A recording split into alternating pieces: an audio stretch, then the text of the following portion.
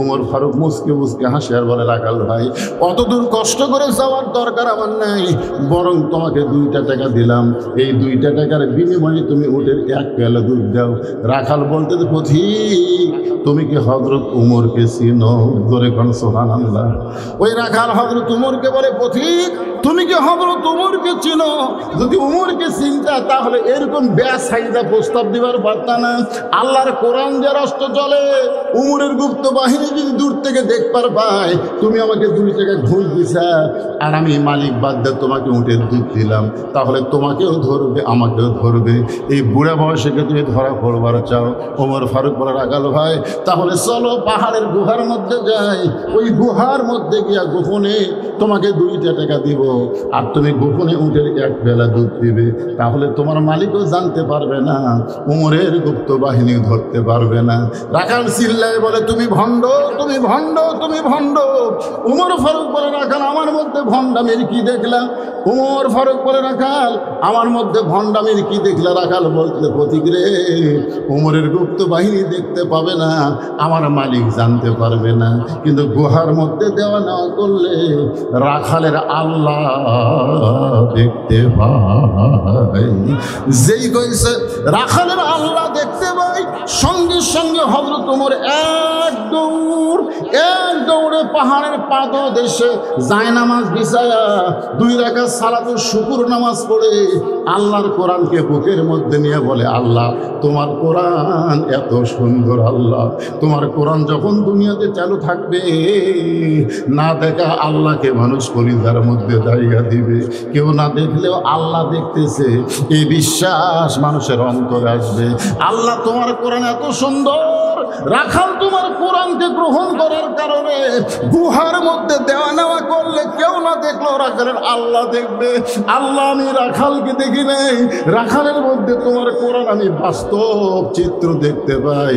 ওমর ফারুক যখন কাঁদতেছে, রাখাল পিছনে গিয়ে বলে, ভাই তুই যতই কান্দে উটের দুধ আমি দিবার পারলাম না। ওমর ফারুক বলে, রাখাল উটের দুধের কোনো দরকার নাই, বরং তোমার কাছে আমি জানতে চাই তুমি না দেখা আল্লাহকে কলিজার মধ্যে জায়গা দিয়া আল্লাহর কোরআন অনুযায়ী চলতেছ, এর বিনিময়ে তোমার চাহিদা কি? কি কন? আল্লাহর কোরআনের যখন কর্মী হবেন তখন আপনাদের একটা চাহিদা থাকবে না? কথা কন, চাহিদা থাকবে না?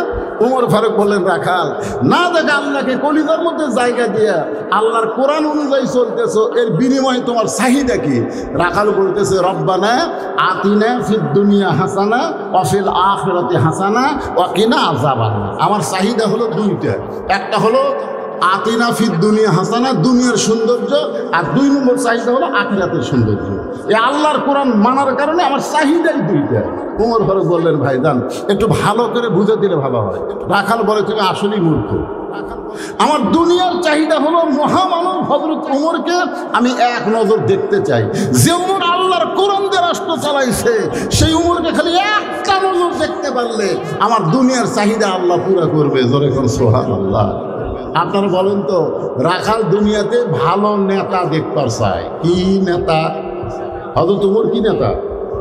তাহলে আপনারা বাংলাদেশের লোকেরা ভবিষ্যতে কি নেতা দেখতে চান? অন্তর থেকে না বললে আল্লাহ কিন্তু কবুল করবি না। ওই শেষে যা আসবে তাই পিছন খেয়ে জীবন যাবি ভাই। রাখাল আল্লাহর কোরআন থেকে বলতেছে, রব্বানা আতিনা ফিদ দুনিয়া হাসানা ওয়া ফিল আখিরাতি হাসানা। আমার দুনিয়ার চাহিদা হলো মহামানব হযরত ওমরকে আমি এক নজর দেখতে চাই, যে ওমর আল্লাহর কোরআন দিয়ে রাষ্ট্র চালানোর কারণে আমার মতন রাখাল না দেখা আল্লাহকে কলিজার মধ্যে জায়গা দিবার পারছি, সেই ওমরকে যদি খালি একটাবার দেখতে পাইতাম দুনিয়ার চাহিদা আল্লাহ আমার পুরা করতো। আমার 2 নম্বর চাহিদা হলো আমি রাখাল যখন মরে যাব, অদম রাখালকে আল্লাহ যেন জান্নাত দেয়। আচ্ছা, বৃষ্টি কি হচ্ছে? তো ওই 2 ভাই উঠলো কেন?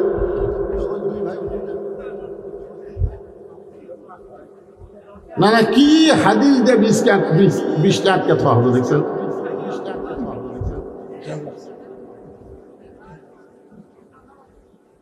ওয়ানুনাজ্জিলু মিনাল কুরআনি মা হুয়া শিফাউ ওয়া রাহমাতুল লিল মুমিনিন। আল্লাহ বলেছেন মুমিনদের জন্য এই কোরআনকে যাবতীয় ঔষধ হিসাবে আমি নাজিল করেছি।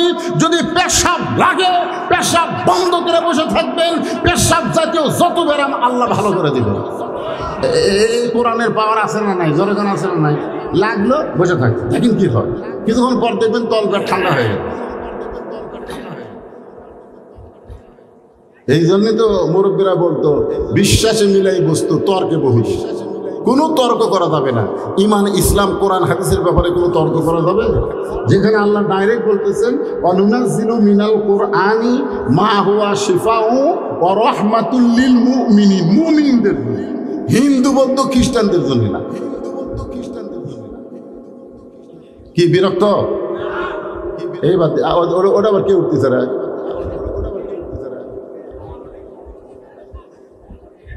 আচ্ছা ঠিক আছে, দুই একজন, হাজার হাজার মানুষ, দুই একজন, সবাইকে সমান হয় কে ভাই? সবাইকে সমান হয়? অত্যন্ত গুরুত্বপূর্ণ সাবজেক্ট, একটু মনোযোগ দিয়ে শুনবেন। ওমর ফারুক বলতেছে রাখাল তোমার 2 নম্বর চাহিদা কি? অফিল আখিরাতে হাসানা। রাখাল চোখের পানি নিয়ে বলতেছে আমার 2 নম্বর চাহিদা হলো আমি অধম রাখাল যখন মরে যাব আল্লাহ যেন জান্নাত দেয়। আচ্ছা, মরার পরে আপনারা কি চান? এ ছাড়ার কোনো চাহিদা আছে? রাখাল বলতেছে আমার 2 নম্বর চাহিদা হলো এই অধম রাখাল যখন মরে যাবে আল্লাহ যেন রাখালকে জান্নাত দেয়।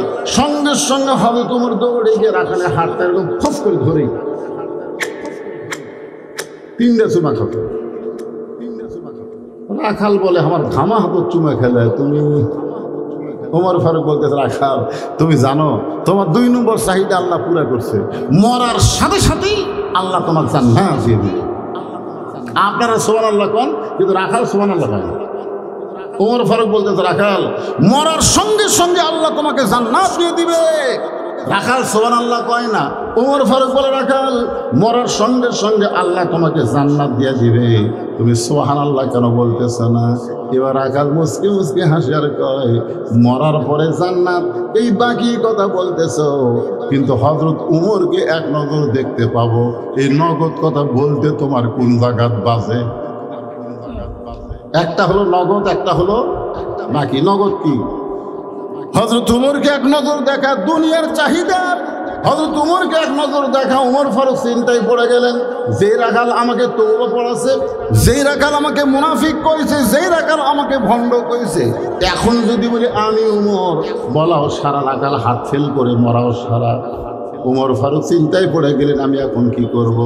এমন সময় সব সমস্যার সমাধান, সবাই বলেন ভাই রে, সব সমস্যার সমাধান আল্লাহর কোরআন এসে বলতেছে উমর রাখাল যখন তোমাকে দেখতে চায় তুমি ডাইরেক্ট যদি বলবার না পারো উদউ ইলা সাবিলি রাব্বিকা বিল হিকমা, তুমি হিকমত অবলম্বন করো।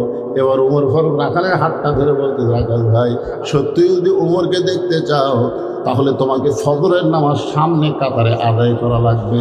ফজরের নামাজ যদি সামনে কাতারে আদায় করো তাহলে মেহরাবের দিকে লক্ষ্য করে দেখবা যেই মানুষটা ইমামতি করতেছে ওই মানুষটি হলেন হযরত উমর। তাহলে আল্লাহর কোরআন দিয়ে যখন রাষ্ট্র চলবে আপনাকে এই এলাকার বড় মসজিদের ইমাম কে হবে?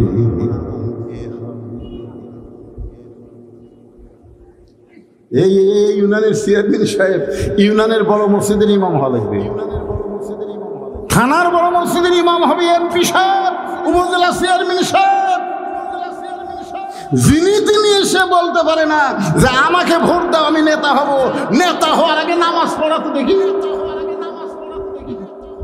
ওমর ফারুক বলতেছেন সত্যি যদি উমরকে দেখতে চাও তাহলে ফজরের নামাজ তোমাকে সামনে কাতারে আদায় করা লাগবে।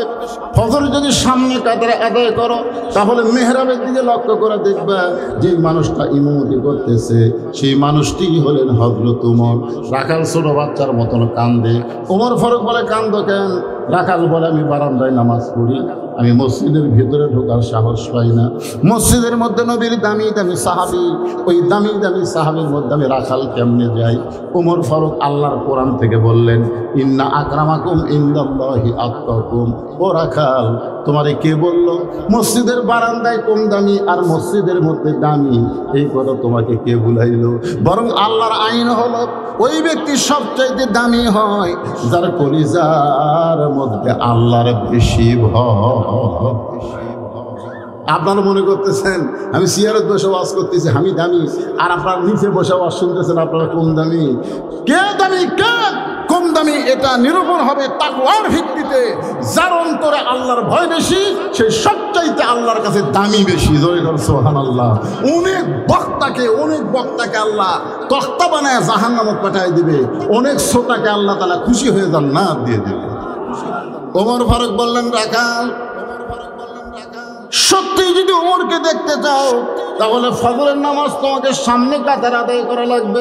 রাখাল বলতেছে, তাহলে এশার নামাজ পড়ে আজকে আর বাড়ি যাব না। ওমর ফারুক বললেন, কেন? বলে এশার নামাজ পড়ে যদি বাড়ি যাই তাহলে ফজর সামনে কাতারে কেমনে ধরবো? ওমর ফারুক বললেন, রাখাল 5 ওয়াক্ত নামাজের মধ্যে 3 ওয়াক্ত তাড়াতাড়ি আর 2 ওয়াক্ত লম্বা কেন? 5 ওয়াক্ত নামাজের মধ্যে 3 ওয়াক্ত তাড়াতাড়ি বুঝা পাচ্ছেন আপনারা? আসর কিছুক্ষণ পরেই দেখেন তো এই 3 ওয়াক্ত খালি 1 ওয়াক্ত জাতি আর ওয়াক্ত আসে। ওমর ফারুক বললেন, 3 ওয়াক্ত তাড়াতাড়ি 2 ওয়াক্ত লম্বা কেন? এশা থেকে ফজর, ফজর থেকে জোহর, এই 2 ওয়াক্ত লম্বা কেন? রাখাল বলতে আমি তো জানি না। ওমর ফারুক বললেন, তাহলে শোনো, ফজর থেকে জোহর পর্যন্ত আল্লাহ লম্বা সময় দিছে। এই লম্বা সময়ের মধ্যে তুমি চাকরি করবা, তুমি খেতে খামারে কাজ কাম করবা, তুমি ব্যবসা বাণিজ্য করবা। এই সমস্ত করতে গিয়া তোমার দেহের যে ক্ষয় হবে, ব্রেনের যে ক্ষয় হবে, এশা থেকে ফজর আল্লাহ লম্বা সময় দিছে। এই লম্বা সময়ের মধ্যে তুমি ঘুম পাড়বে, এই ঘুমের মাধ্যমে আল্লাহ তোমার ক্ষয়টা পুরা করে দিবে। তাহলে এশা থেকে ফজর হলো লম্বা সময়। যদি তোমার চোখে ঘুম ধরে, রাখাল বলতেছে ঘুম যদি ধরে মসজিদের এক কোনায় ঘুমায় যাব। ওমর ফারুক বললেন, রাখাল মন যা চাই তার নাম ইসলাম না। মন চাইলে মসজিদে ঘুম পাড়বা, এটা চলবি না। মন চাইলে এসি দিছে, ফ্যান আছে, আরামে বসে থাকবেন, গল্প করবেন, চলবি না। সবাই চলে গেছে, ওরা 3 জন এসি দিয়ে বসে আছে।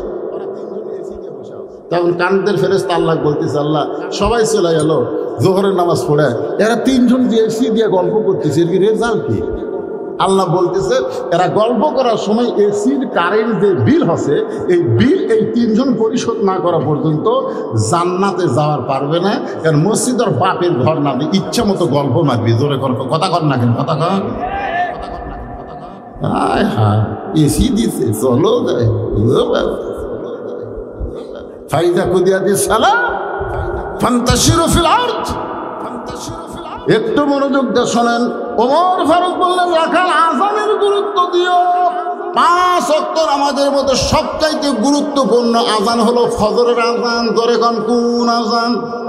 সবাই বলে লাগবে, যুবকেরা তো 12টার সময় ফেসবুক চালাতে ঘুম আসে, ওরা বুঝেই না ফজর ঘুম আসে। ফজরের আযানে একই শব্দ 2 বার বেশি বলে, অন্য আযানে সেটা বলে না। সেই শব্দ কি? আপনাদের কাছ থেকে শুনতে চাচ্ছি না। এই যুবক একটা যুবক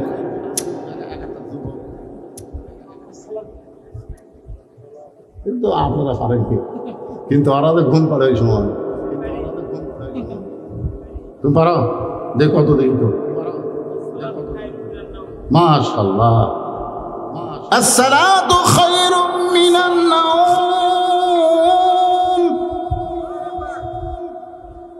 হযরত ওমর ফারুক বলে, রে রাখাল ফজরের আযানের গুরুত্ব দিও। ফজরের আযান এতদিন রাখাল নামাজ পড়তো বারান্দায়, কিন্তু আজকে নামাজ পড়বে সামনে কাতারে। যেই মাত্র আযান দিছে বুঝলেন, ওই কি আর ওই সিনা টান করে লাইট খেলতে হাঁটবি? কারণ বারান্দার যারা নামাজ পড়ে তারা কোনো মতে আসে বারান্দা বসে, আর যারা সামনে কাতার নামাজ পড়ে তারা কোনো মতে আসে না। আযানের গুরুত্ব তাদের কাছে আসে। যেরকম ঠিক কিনা? এতদিন রাখাল নামাজ পড়ছে কোথায়, আজকে কোথায় পড়বে? মসজিদের মধ্যে ঢুকতেছে, ঢোকারও কিন্তু সাইজ আছে। আপনারা যখন মসজিদ ঢুকবেন নিজের ইচ্ছা মতো ঢুকতে পারবেন না, ডানপন্থী হয়ে ঢোকা লাগবে, ডান পায়ে ধরে। কোন পায়ে? শুধু ডান পায়ে ঢুকলে হবে না। আল্লাহুম্মা আফতাহলি আবওয়াব রাহমাতিক, এই দোয়াটা বলে রাখাল মসজিদের মধ্যে সামনে কাতারে যাওয়ার চাই। রাখাল যখন সামনে কাতারে যাওয়ার চাই, প্রত্যেকটা সাহাবী নড়ে সরে রাখালকে যাওয়ার রাস্তা করে দেয়। রাখাল মনে মনে কয়, আল্লাহ রে, এতদিন বারান্দার থাকা কি ভাবলাম, মনে করছিলাম ভিতরে দামি দামি, কিন্তু আজকে ভিতরে ঢুকে দেখতেছি আমিও দাঁড়া হতাই।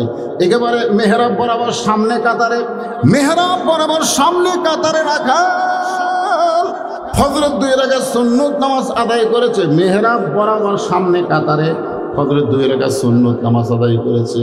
ফজরের ফরজের আগে 2 রাকাত সুন্নত আছে না নাই? আপনার বলেন তো কত দাম? আসমান জমিন বিক্রি করে যে দাম হবে তার চাইতে বেশি দাম হলো ফজরের 2 রাকাত সুন্নতের দাম। সুবহানাল্লাহ, কি দাম রে! রাখাল 2 রাকাত সুন্নত নামাজ পড়ে চুপটি করে বসে গেছে। এমন সময় এক সাহাবী মসজিদের মধ্যে ঢুকে দেখে জায়গা নাই, জায়গা আছে কিন্তু তার জায়গা নাই। ওই সাহাবীর নাম হলো ওসমান গনি। ধরে বলেন নাম কি? ওসমান গনি ঢুকা দেখতেছে যে আমার জায়গাতে কে বসলো রে? আপনারা বলেন তো, মসজিদের মধ্যে শুধু ইমামের জায়গা ছাড়া আর কারো জায়গা আছে? কিন্তু ওসমান গনি কেন বলতেছেন আমার জায়গায় এটা কে বসলো? কারণ আল্লাহ রাসূল বলেছেন, হাদিসটা খেয়াল করবেন, আল্লাহ রাসূল বলেছেন আমি যখন ইমামতি করব, আমি বরাবর তিনি পিছনে দাঁড়াবে, তার নাম হলো আবু বকর। তাহলে নবী যতদিন ইমামতি করছে, নবী বরাবর পিছনে কে থাকছে? আবু বকর রাদিয়াল্লাহু যখন ইমামতি করবে, আবু বকর বরাবর যিনি দাঁড়াবে তার নাম হলো হযরত ওমর। হযরত ওমর যখন ইমামতি করবে, ওমর বরাবর পিছনে যিনি দাঁড়াবে তার নাম হলো ওসমান। আর ওসমান যখন ইমামতি করবে, ওসমান বরাবর পিছনে যিনি দাঁড়াবে তার নাম হলো আলী। রাসূল বললেন আমার আলী যখন ইমামতি করবে, আলী বরাবর পিছনে। নবী কারো নাম বলেন না। সাহাবারা বললেন হুজুর আলী যখন ইমামতি করবে, আলী বরাবর পিছনে কে দাঁড়াবে? রাসূল বললেন কোরআন থেকে, মা ইয়ানতিকু আনিল হাওয়া ইন হুয়া ইল্লা ওয়াহয়ুন ইউহা। আমি রাসূল ততক্ষণ বলতে পারবো না যতক্ষণ আল্লাহ না বলায়। ওই আলী পর্যন্তই হলো খোলাফায়ে রাশিদিন। জোরে খান সুবহানাল্লাহ। তাহলে হযরত উমর যখন ইমামতি করবে, উমর বরাবর পিছনে কে দাঁড়াবে? জোরে খান, মনে ভুলে যান কেন, কে দাঁড়াবে? কিন্তু আসে দেখে জায়গা। আপনারা বলেন তো, নবীর যত সাহাবী ছিল সব চাইতে শরম বেশি কার? খুতবাতে শোনায় না হায়াউন ওসমান শোনায় না, হায়াউন ওসমান শোনায় না, মানে এত শরম, এত নরম। এখন রাখালের কাছে এসে দেখে লোকটা যখন বসাই গেছে, যে বসার সাইজ, বসার আবার সাইজ আছে না নাই, যেভাবে বসিছে এক উত্তর গলেই তো বিপদ। পাশেই দেখে ফাঁকা জায়গা, ওই ফাঁকা জায়গার মধ্যে ওসমান গনি 2 রাকাত সুন্নত নামাজ আদায় করে রাখালের দিকে 3 বার তাকাইছে। জোরে কোন কয়বার? একবারে তাকান যায় 3 বার। প্রথম যেই তাকাইছে রাখাল, দ্বিতীয়বার যেই তাকাইছে, তৃতীয়বার যেই তাকাইছে, এই মিয়া বারবার আমার দিকে তাকাস কেন? মূর্খ মানুষের দিকে আপনি যদি বারবার তাকান, সে কিন্তু রাগ করবে। ধরে কোন কথা ঠিক কিনা? রাখাল তাই কেন কি আমার দিকে বারবার তাকায়? ওসমান গনি যেই বলছে এই মিয়া আমার দিকে তাকাস কেন, লাভ দে উঠে, ভয়ে লাভ দে উঠছে। উঠে বলতেছে ভাইজান আমি খালি বারবার আপনার দিকে 3 বার তাকাইছি, আপনি এত গরম, আপনার পরিচয় কি? বলে আমার পরিচয় হলো আমি একজন রাখাল। যেই বলেছে আমার পরিচয় আমি একজন রাখাল, সঙ্গে সঙ্গে ওসমান গনি মুচকি মুচকি হাসতেছে। কারণ রাখালের ভাষা নরম হলে হবে না, রাখালের ভাষা গরম হওয়া লাগবে। আল্লাহ রাসূল বলেছেন প্রত্যেকটা অভিভাবককে আল্লাহ তাআলা রাখালের দায়িত্ব দিয়ে দুনিয়াতে প্রেরণ করেছে। প্রত্যেকটা অভিভাবককে আল্লাহ রাখালের দায়িত্ব দিয়ে প্রেরণ করেছে। এখন আপনারা চিন্তা করেন হুজুর আমার তো গরু নাই, ছাগল নাই, আমি কার রাখালি করব? দেখেন চিন্তা করে, চোখ বন্ধ করে আপনি দেখেন আপনার অবশ্যই রাখালি করার আছে। আপনি চোখ বন্ধ করে দেখেন আপনার 42 বছরের একটা গাভী আছে। দেখেন আমারটার বয়স এখন 50। আপনি চোখ বন্ধ করে দেখেন আপনার 22 বছরের একটা আইডিয়া আছে।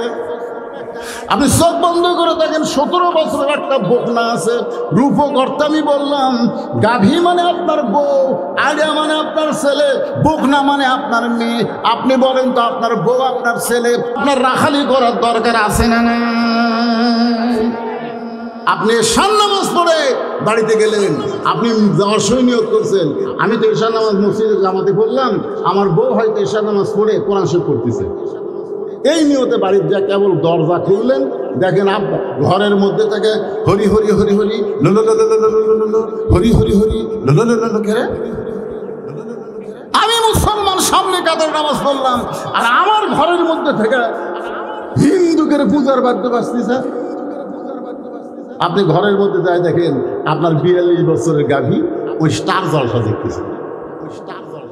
এখন আপনি বলেন, আপনি একজন মুসলমান সামনে কাতারে মুসল্লি, আপনার বউ যদি ভারতের স্টার জলসা দেখে, আপনার রাখালি করার দরকার আছে না নাই? কি রাখালি করবে?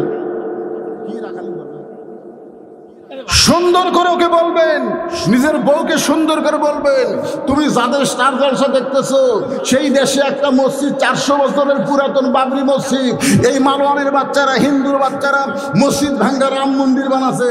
যারা মুসলমানের মসজিদ ভাঙ্গা রাম মন্দির বানায় তাদের কোনো চ্যানেল বাংলাদেশের মুসলমানের মেয়েরা দেখতে পারে না। ধরে কথা ঠিক কিনা? খালি বলে দেখেন, আপনার বউ আর কোনোদিন ভারতের চ্যানেল দেখবে না, খালি বলে দেখেন। বলছেন কোনদিন?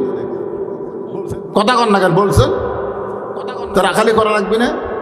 আপনি ফজর নামাজ পড়বেন যাচ্ছেন, জানলাতে তাকে দেখতেছেন, কে রে? আমার আগের খবর কি? আগে 3.5 হাত ছিল, ফজর আজান শুনে হতো 2.5 হাত। 3.5 হাত আগে 2.5 হাত, মানে আজান শুনেছে, আজান শুনবি না, ল্যাব মাথার উপর দিছে। এখন ল্যাব মাথার উপর দিলে পাও দেবার হবে, এখন পাও টাইনে বুকের কাছে নিচ্ছে। আপনি জানলা দিয়ে তাকে দেখেন, কে রে? মনে চাউলের বস্তা ঢাকবে।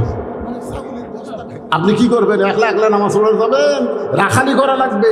আস্তে আস্তে বিলের যেমন ইন্দুর ধরে চুপি চুপি ঘরের মধ্যে ঢুকে ওই ল্যাব টান দিবেন, এক টান টান দিয়ে দেখেন, আহ আহ আহ 3 বার আপনি আহা করলেন। ছেলে লাভ ধরে বলে, বাবা কি হয়েছে? বলে, তোর সাইজ আর সকালবেলা সাইড থেকে কুত্তার সাইজ একই সাইজ। তুই আমার ছেলে হয়ে সাইড টিমের কুত্তা হচ্ছিস?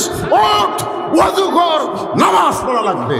মুসলমানের বাচ্চা 7 বছর থেকে নামাজের তালিম দেওয়া লাগবে, 10 বছর থেকে জোর করে নামাজ ধরার লাগবে। জোরে কথা ঠিক কিনা? তাহলে আপনার ছেলের উপর আপনার রাখালি করার দায়িত্ব আছে না নাই?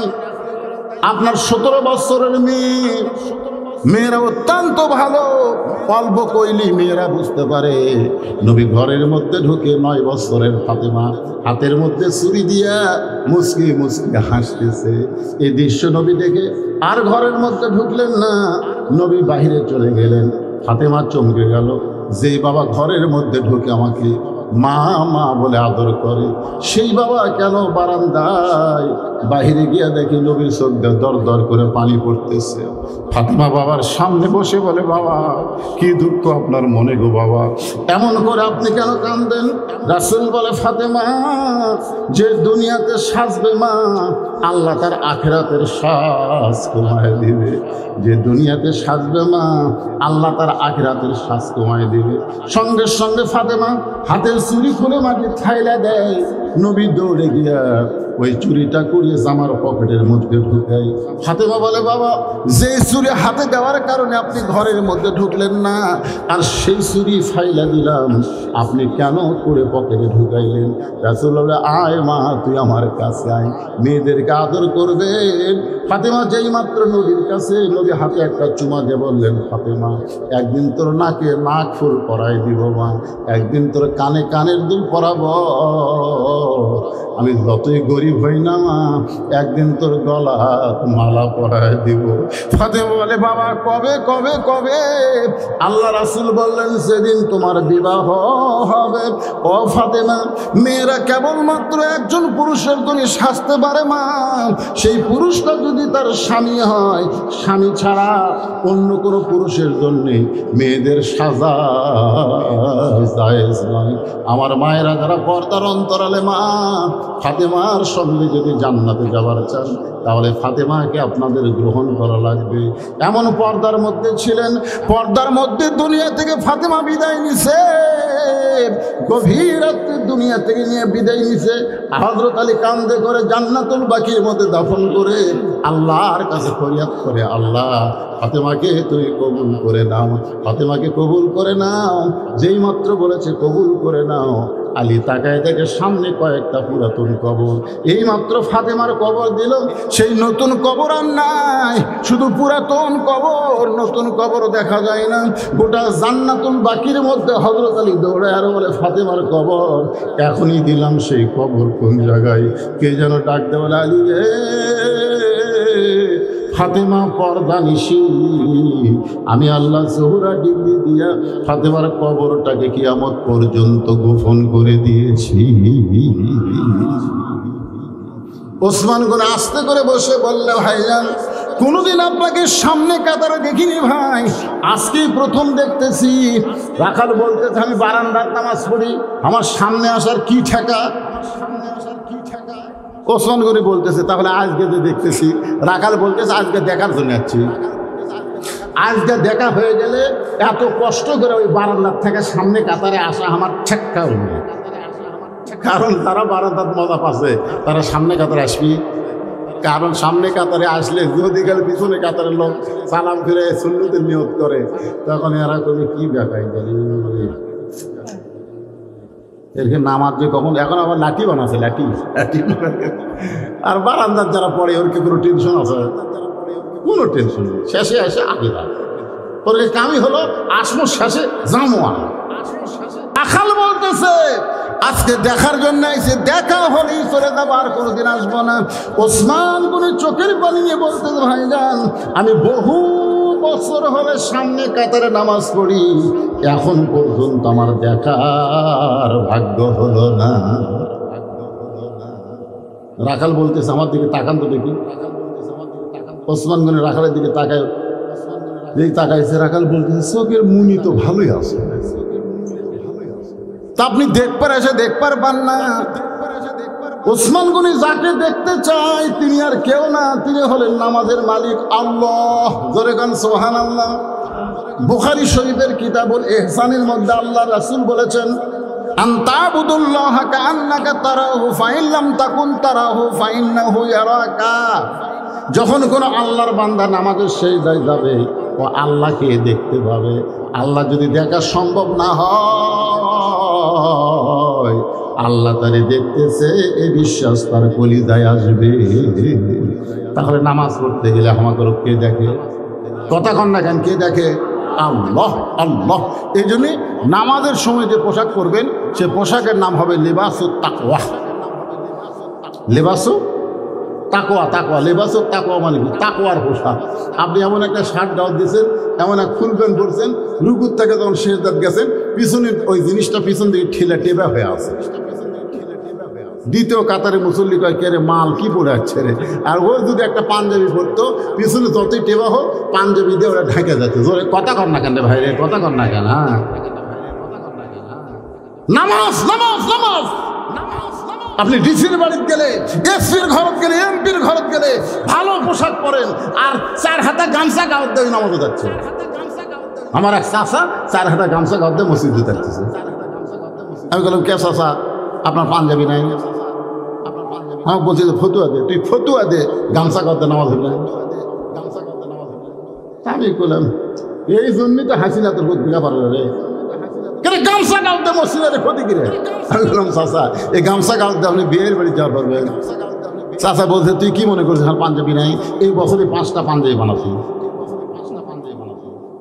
এই গামছা গাওয়াতে আপনি জামাইয়ের বাড়ি যাওয়ার পারবেন? চাচা তোর মাথা খারাপ নাকি? জামাইয়ের বাড়িতে গামছা করতে যায়, ও বিয়ের বাড়ি যাওয়া পারবেন না, জামাইয়ের বাড়ি যাওয়া পারবেন না। আর আল্লাহর ঘর মসজিদে আসতেছেন, যদি আপনার পাঞ্জাবি না থাকতো তাহলে আল্লাহ আপনাকে ছাড় দিত। জোরে কথা কন না কেন ভাই, কথা কন। এই জন্য বিশ্বাস করবেন, আনতা বুদুল্লাহ কান্নাকা তারাহু ফাইল্লাম তাকুন তারাহু ফাইন্নাহু ইয়ারাকা। আল্লাহু আকবার। যখন আল্লাহর সিজদা দিবেন তখন আপনি আল্লাহকে দেখতে পাবেন। যদি আল্লাহ দেখা সম্ভব না হয়, আল্লাহ আপনাকে দেখতেছে, এই বিশ্বাস আপনার কলিজায় আসবে। এক লোক এক ওয়াজ, এক বক্তা ওয়াজ করছে, আবু হানিফা রহমতুল্লাহ আলাইহি 100 বার আল্লাহ দেখছে। তখন উনি ফতুয়া খুঁজতেছে, কে রে মুসা নবী আল্লাহ দেখবার ছিল, রব্বি আরিনি, আল্লাহ কয় লাম তারানি, আর আবু হানিফা দেখলো। কে রে, এই হাদিস কি মুসা নবীর সময় ছিল? এই হাদিস আল্লাহ নবী দিয়েছে।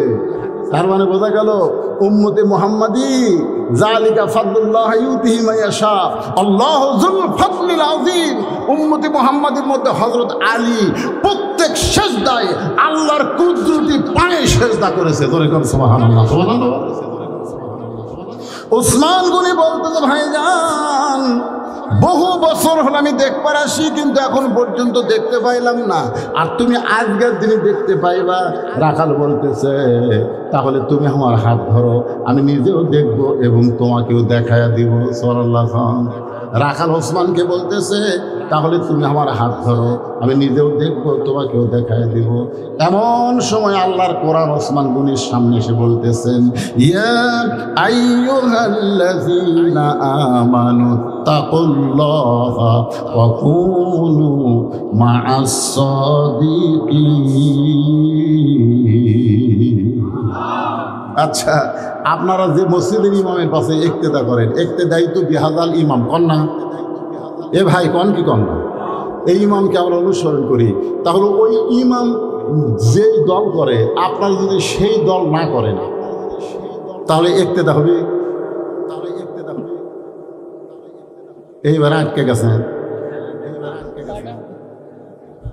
না না, মনে করেন যে হুজুরের পাশে বলতেছেন ইক্তেদা তো বিহাজাল ইমাম, আল্লাহু আকবার, তাহলে হুজুরকে আপনি ইক্তেদা করতেছেন। হুজুর যে দল করে আপনি আবার সেই দল করেন না, তখন ফেরেশতারা কয় আল্লাহ কি? আল্লাহ কই আস্ত মুনাফিক। ইমাম করে আল্লাহর দল, আর এই মুসল্লি করে শয়তানের দল। ওসমান গনি আল্লাহর কোরআনের আয়াত বলতেছে, ইয়া আইয়ুহাল্লাযীনা আমানু তাকুল্লাহা ওয়া কুনু মা'আস সাদিকিন, ওয়া কুনু মা'আস সাদিকিন। খুব খেয়াল করেন ভাই, এদিকে দিয়ে না, এদিকে দিয়ে না, মাইকের সমস্যা, মাইকের সমস্যা। ওয়া কুনু মা'আস সাদিকিন, সত্যবাদী তোমরা সাথী হও, এ কথা কার? তাহলে আপনারা বলেন তো, মানুষের তৈরি আইন যে তারা কথা কয় তারা সত্যবাদী, না আল্লাহর আইনের কথা তারা বলে তারা সত্যবাদী? কারা সত্যবাদী? আপনি মানেন বা না মানেন, সত্যি কথাটা বলেন তো, মানুষের তৈরি আইনের যারা কথা বলে তারা সত্যবাদী, না আল্লাহর কোরআনের আইন যে তারা কথা বলে তারা সত্যবাদী? তো আল্লাহ কার সাথে থাকবে বলছে, ওয়াকুনু মা'আস সাদিকিন, তোমরা সত্যবাদীর সঙ্গে থাকো। ওসমান গনি রাখালের হাতটা ধরে বসে আছে, মনের মধ্যে বড় আশা, নিজের যোগ্যতাই দেখতে পাইনি, আল্লাহ আজকে এমন একটা ভাই পাইছি যে নিজেও দেখবে এবং আমাকেও দেখাই দিবে। ওসমান গনি রাখালের হাতটা জোর করে চেপে ধরে আছে। কিছুক্ষণ পরে যখন নামাজের সময় হয়, জামাতের সময় হয়, এমন সময় মুয়াজ্জিন আকামত শুরু করেছে। মুয়াজ্জিন যেই মাত্র আকামত শুরু করেছে, এমন সময় হযরত ওমর মিহরাবের মধ্যে ঢুকতেছে। সুবহানাল্লাহ। এখন আপনারা বলবেন, হুজুর ওমর ফারুক মেহরাবে কোন দিক দিয়ে ঢুকলো? আমাদের মসজিদের ইমাম তো দরজা দিয়ে এসে মেহরাবে ঢোকে। যখন আল্লাহর কোরআন দিয়ে রাষ্ট্র চলবে, প্রত্যেকটা ইমাম হবে একজন নেতা, আর নেতার জন্য দরজা দিয়ে আসা মেহরাবে ঢোকা চলবে না। এই মেহরাব থেকে ছোট্ট একটা গেট থাকবে, গেটের ওই পারে একটা রেস্টরুম থাকবে। কারণ মিজানুর রহমান আজহারি একদিন বলেছিল যে একটা মাহফিলে কিছু পুলিশ কম থাকার কারণে আমার হাত ফুলে উঠছিল। মানুষ খালি সবাই মুসাফা করবে, খালি মুসাফা করবে, খালি একটু হাতও দেখলে হাত ঠেকাবি। এই হাত ঠেকাবার যায় ওর হাত বালুশের মতন ফুলে উঠছে।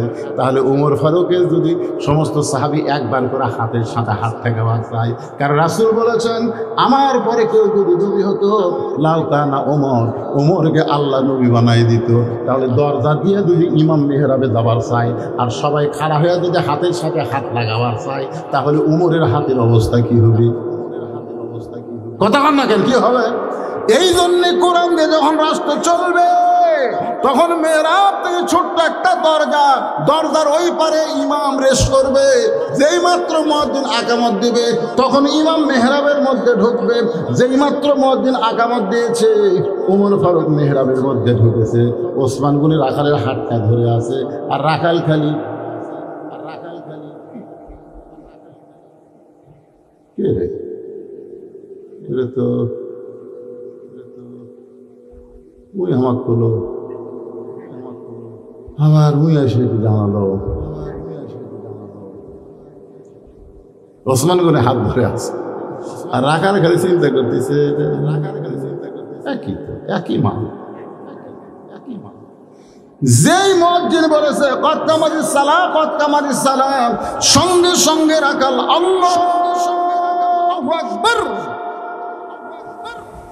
যেই মাত্র রাখাল আল্লাহু আকবার কইছে ওসমান গনি রাখালের হাতটা ছেড়ে দিয়ে বলে ভাইজান ইমাম সাহেব ভুল করলে মানুষ লোকমা দেয়, এখন পর্যন্ত আকামতি শেষ হয় নাই আর আপনি আল্লাহু আকবার লোকমা দিলেন। রাখাল বলতেছে এই জন্যই তো তুই কানা, এই জন্যই তুই দেখ পারবাস না আমি কি জন্য লোকমা দিলাম মিয়া, তুই জানিস না?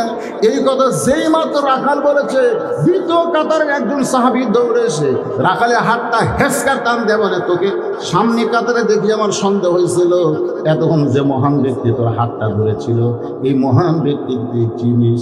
রাখাল বলতে যে ভাইজান আমি বারান্দাত নামাজ পড়ি ভাই, আমি ভিতরের কাউকে চিনবার পারি না। বলে আরে পাগল, যারা তুই কানা কানা বলে তিরস্কার করতেছিস এই মহান ব্যক্তি হলো আল্লাহর নবীর ডবল জামাই ওসমান গনি। যেই মাত্র বলেছে আল্লাহ নবীর ডবল জামাই ওসমান গনি, রাখাল চোখটা দরদর করে পানি ছাড়ে আর কান্দার বলে এই জন্যই তো আমি বারান্দায় নামাজ পড়ি, এই জন্যে মসজিদের ভিতরে ঢোকার সাহস কোনোদিন পাইনি, কিন্তু ওই পথিক আমার সর্বনাশ করছে। ওমর ফারুকের দিকে আঙ্গুল দেখায় বলতেছে ওই পথিক আমার সর্বনাশ করছে, ওই পথিক আমারে কইছে উমরকে যদি দেখবার চাও তাহলে সামনে কাতারে দাঁড়াইবা, মেহরাবের মধ্যে যেই মানুষটাকে দেখবা সেই মানুষটি হলো হযরত উমর। আমার সারা জীবনের সাধনা একটা বার আমি উমরকে দেখতে চাই, কিন্তু উমরকে দেখতে এসে ওই প্রতীককে যদি মেহরাবের মধ্যে দেখতে পাই তাহলে তোমরাই বলো লোকমা দেওয়া ছাড়া তো আমার উপায় নাই, আমি আল্লাহু আকবার লোকমা দিব। ওই প্রতীককে মেহরাব থেকে সরাই দিয়া ওই জায়গায় হযরত উমরকে আমি এক নজর দেখতে চাই। হাজার হাজার সাহাবীরা কান্দে, সমস্ত সাহাবীরা যখন কাঁদতেছে রাখাল চিল্লায় বলে বারান্দায় নামাজ পড়া ভালো, এই ভিতরে কেন কান্দা কান্দি শুরু হয়ে গেল? ওসমান গনি বলে রাখাল ভাই ভিতরে কান্দার কারণ হলো তুমি যারে পথিক পথিক বলতেছ তিনি হলেন হযরত উমর। গাছের গোড়া কাটলে গাছটা যেমন পড়ে যায়, রাখাল তেমনি পড়ে গিয়ে কাটা মুরগির মতন ছটফট করে আর বলে আমিরুল মুমিনিন আমি আপনাকে তওবা পড়াইছি, আমি আপনাকে মুনাফিক কইছি, আমি আপনাকে ভণ্ড কইছি, এত কথা বলেছি গো আমি অধম রাখালকে আপনি কিছুই বলেন নাই। ওমর ফারুক এক টানে ওই পড়ে যাওয়া রাখালকে এক টানে বুকের মধ্যে নিয়ে কপালে একটা চুমা দিয়ে বলে ভাইজান আমি এত কথা হজম করার পিছনে কারণ হলো আমি তোমাকে দেখি নাই, তোমার ভিতরে আমার আল্লাহর কোরআন দেখা যায়। এই কোরআন দিয়ে যখন রাষ্ট্র চলবে তখন নেতাও যেমন ভালো হবে কর্মীরাও ভালো হবে, কারণ কর্মীরা মানুষের কোনো আইন মানবে না, কর্মীরা আল্লাহর কোরআনের আইন দিয়ে চলবে। তখন বাংলাদেশ থাকবে না, বাংলাদেশ হবে সোনার বাংলাদেশ, আমার সোনার বাংলাদেশ আমরা তোমায় পেতে চাই। আপনারা কি বলেন? বাংলাদেশ আছে? আরে 2,40,2,40 কোটি টাকা পাচার করছে। কোটি কোটি, 2,40,000 কোটি। চিন্তা করছে আমাদের বাংলাদেশ, গরিব বাংলাদেশ, সোনার বাংলাদেশ ভাই। তাই আসুন, শুধু কোরআনের ওয়াজ শুনবো না, বাস্তবে আমরা আল্লাহর কোরআন হতে চাই। কোরআন হতে গেলে কোরআনওয়ালা মানুষের সঙ্গে আমাদের সম্পর্ক রাখার দরকার আছে না নাই? আল্লাহ যেন তৌফিক দেয়। বৃষ্টি হলো মাশাআল্লাহ, আল্লাহ কবুল করেছে আজকের মাহফিলকে। কত কষ্ট করেছে এনারা, আল্লাহ সমস্ত কষ্টের যে প্রতিদান হয় সে হেদায়েত স্বরূপ তাদের প্রতিদান দান করে দাও। ধরে কোন আমিন। সকলের জন্য দোয়া হবে। ইস্তেগফার পড়েন, ইস্তেগফার, আস্তাগফিরুল্লাহ। একজনও উঠবেন না, উঠবেন কেন? ভালো লাগছে তো, এত ভিজা মাটির উপর আপনারা বসে আছেন ঘন্টার পর ঘন্টা। আলহামদুলিল্লাহ। আস্তাগফিরুল্লাহ রাব্বি মিন কুল্লি জামবি ওয়া তুবু ইলাইহি লা হাওলা ওয়া লা কুওয়াতা ইল্লা বিল্লাহিল আলিয়্যিল আযীম। আল্লাহুম্মা আমিন। আল্লাহুম্মা আনতাস সালাম ওয়া মিনকাস সালাম তাবারাকতা ইয়া যাল জালালি ওয়াল ইকরাম। আয় আল্লাহ তাআলা, তোমার বান্দারা কত কষ্ট করে, কত মেহনত করে, কত সুন্দর করে আজকের জান্নাতের বাগান লাগাইছে। আল্লাহ গো, মেহেরবানি করে তোমার জান্নাতের বাগান যারা সুন্দর করে লাগালো কষ্ট করে, তাদের সকলকে আল্লাহ তুমি হেদায়েত দিয়ে দিও। হেদায়েতের নূর তাদের গলায় পড়ে দিও। আজকের মাহফিলকে আল্লাহ তুমি কবুল করে নাও। এই মাহফিলের শুরু থেকে শেষ পর্যন্ত যত আলোচনা হয়েছে আল্লাহ, এর মধ্যে যদি ত্রুটি হয়, ভুল হয়, মাফ করে দাও। এর যা হাদিয়া মঞ্জুর করো। সোনার মদিনায় নবী পাকের রওজা মুবারকে আল্লাহ কবুল করে নাও। তামাম আম্বিয়ায়ে কেরাম, আসহাবে কেরাম, উম্মাহাতুল মুমিনিন, শহীদ শহীদান, জান্নাতুল বাকি, জান্নাতুল মাওয়া সহ পৃথিবীর যত গোরস্থানে যত মুর্দা শুয়ে আছে আল্লাহ, সকলের আরওয়াহ পরে হাদিয়া কবুল করো। আল্লাহ, এ ওয়াজ করে একজন আল্লাহর ওলি শুয়ে আছেন আল্লাহ, তার রুহে মুবারকে হাদিয়া কবুল করো। আয় আল্লাহ তাআলা, আমরা যারা হাত তুলেছি, আমাদের জনম দুঃখনি মা যাদের দুনিয়াতে নাই আল্লাহ গো, যাদের বাবা দুনিয়া থেকে চলে গেছে আল্লাহ, মেহেরবানি করে মা বাবার কবরকে জান্নাতের টুকরা বানিয়ে দাও। আল্লাহ, আমাদের দাদা দাদি, নানা নানি, আত্মীয় স্বজন, শ্বশুর শাশুড়ি যাদের কবরে গেছে আল্লাহ, কবরবাসীদের তুমি মাফ করে দাও।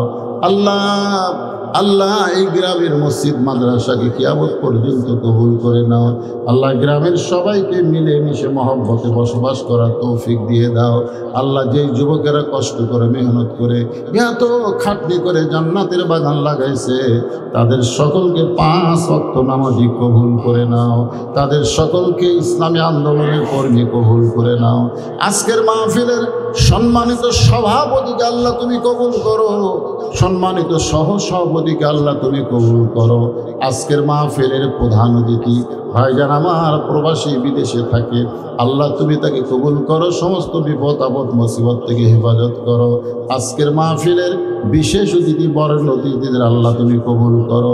আলেম ওলামাদের কবুল করো, হাজী সাহেবদের কবুল করো, যুবকদের কবুল করো, কচি কাঁচা বাচ্চাদেরকে কবুল করো। পর্দার অন্তরালে আমার আবিদা সালিহা পর্দানিশি কবুল করে মা ফাতেমার চরিত্র দিও। আমাদের মধ্যে আমরা যারা অসুস্থ অবস্থায় আছে আল্লাহ, সুস্থতার নিয়ামত দান করে দাও। আল্লাহ, গোটা বাংলাদেশে আল্লাহ তাআলা আর আমরা শুধু কোরআন শুনতে চাই না, আগামীতে কোরআন মোতাবেক চলার একটা ব্যবস্থা আমাদের করে দিও। আয় আল্লাহ তাআলা, গোটা বিশ্বের মুসলমানকে ইবাদত করো। আরে গাজায় খাবার নিয়ে যাচ্ছে, ইসরায়েলের হায়নারা সেইগুলো আটকায় দিচ্ছে। আল্লাহ গো, ফিলিস্তিনকে তুমি স্বাধীন মুক্ত দেশ করে দাও। গাজার মুসলমানকে হেফাজত কর। যারা দুনিয়া ছেড়ে বিদায় হয়ে গেছে আল্লাহ, তাদের শাহাদাতের উচ্চ মর্যাদা দান করে দিও। আল্লাহ, মেহেরবানি করে আমরা মিলেমিশে মহব্বতে সবাই যেন বসবাস করতে পারি, সে তৌফিক দিয়া দিও। সুবহান রাব্বিকা রব্বিল ইজ্জাতি আম্মা ইয়াসিফুন ওয়া সালামুন আলাল মুরসালিন আলহামদুলিল্লাহি রাব্বিল আলামিন। কত মানুষের জানাজা নামাজ আমরা পড়েছি, এই দুই হাত দিয়ে কত কবরে মাটি দিয়েছি। একদিন আমরা সবাই মরে যাব। যেদিন আমাদের মৃত্যু হবে দিনটা যেন জুমার দিন হয়, মাসটা যেন রমজান মাস হয়। ইমানের সাথে ইজ্জতের সাথে মুসলমান হইয়া এই দুনিয়া থেকে বিদায় নেওয়ার কালে আমাদের জবানে জারি করে দিও লা ইলাহা ইল্লাল্লাহু মুহাম্মাদুর রাসূলুল্লাহ ওহুয়াল আজিজুল গফুর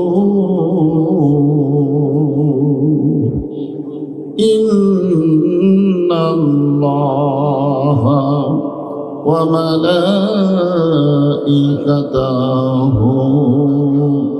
ইসাল্লুনা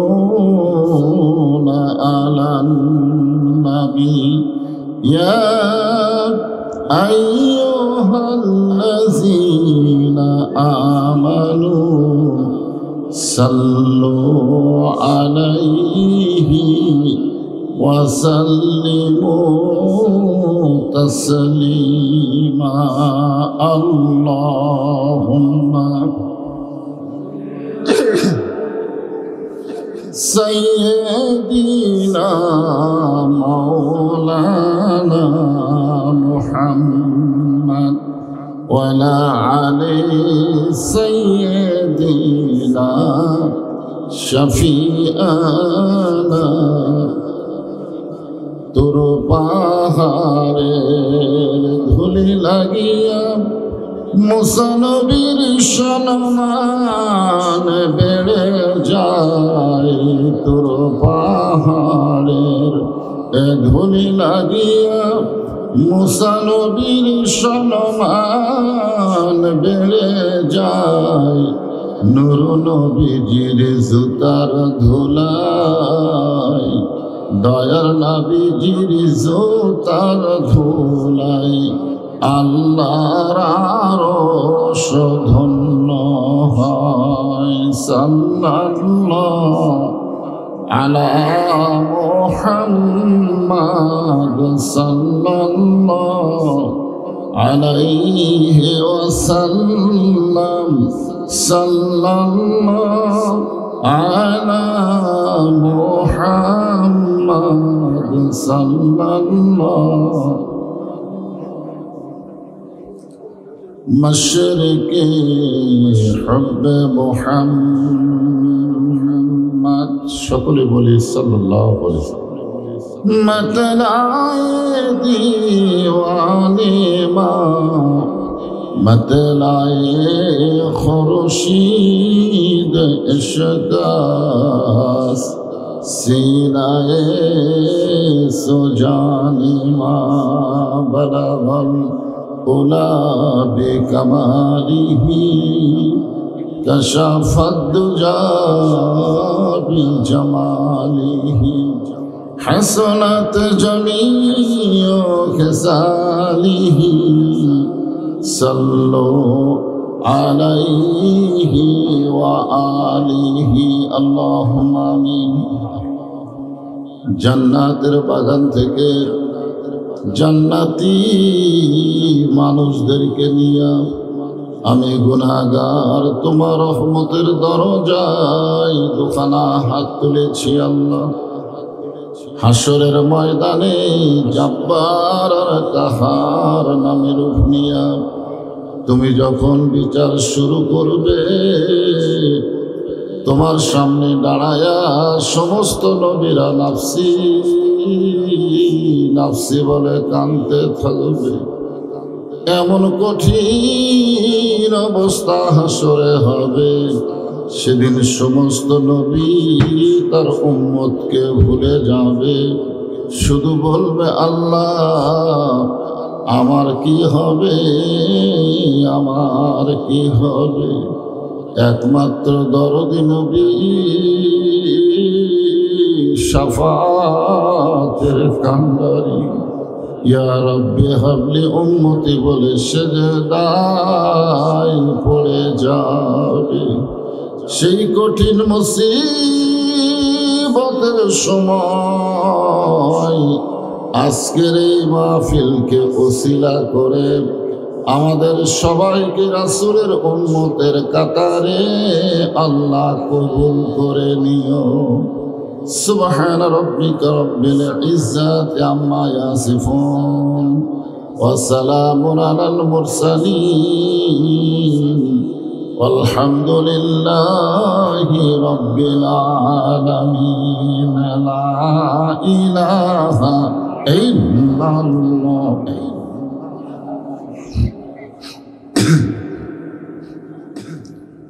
আল্লাহর জিকির করতে কোনো শরম আছে? কোন জিকির? আফজালুল জিকির লা ইলাহা ইল্লাল্লাহ। আল্লাহ রাসূল বলেছেন, কোন ব্যক্তি সারা জীবন যদি পাপ করে, সারা জীবন, কিন্তু মৃত্যুর সময় এই কলেমার জিকির করতে করতে যদি মারা যায়, শুধুমাত্র কলেমার জিকির জবানে জারি থাকার কারণে আল্লাহ তার জীবনের সমস্ত গুনাহ মাফ করে দেয়।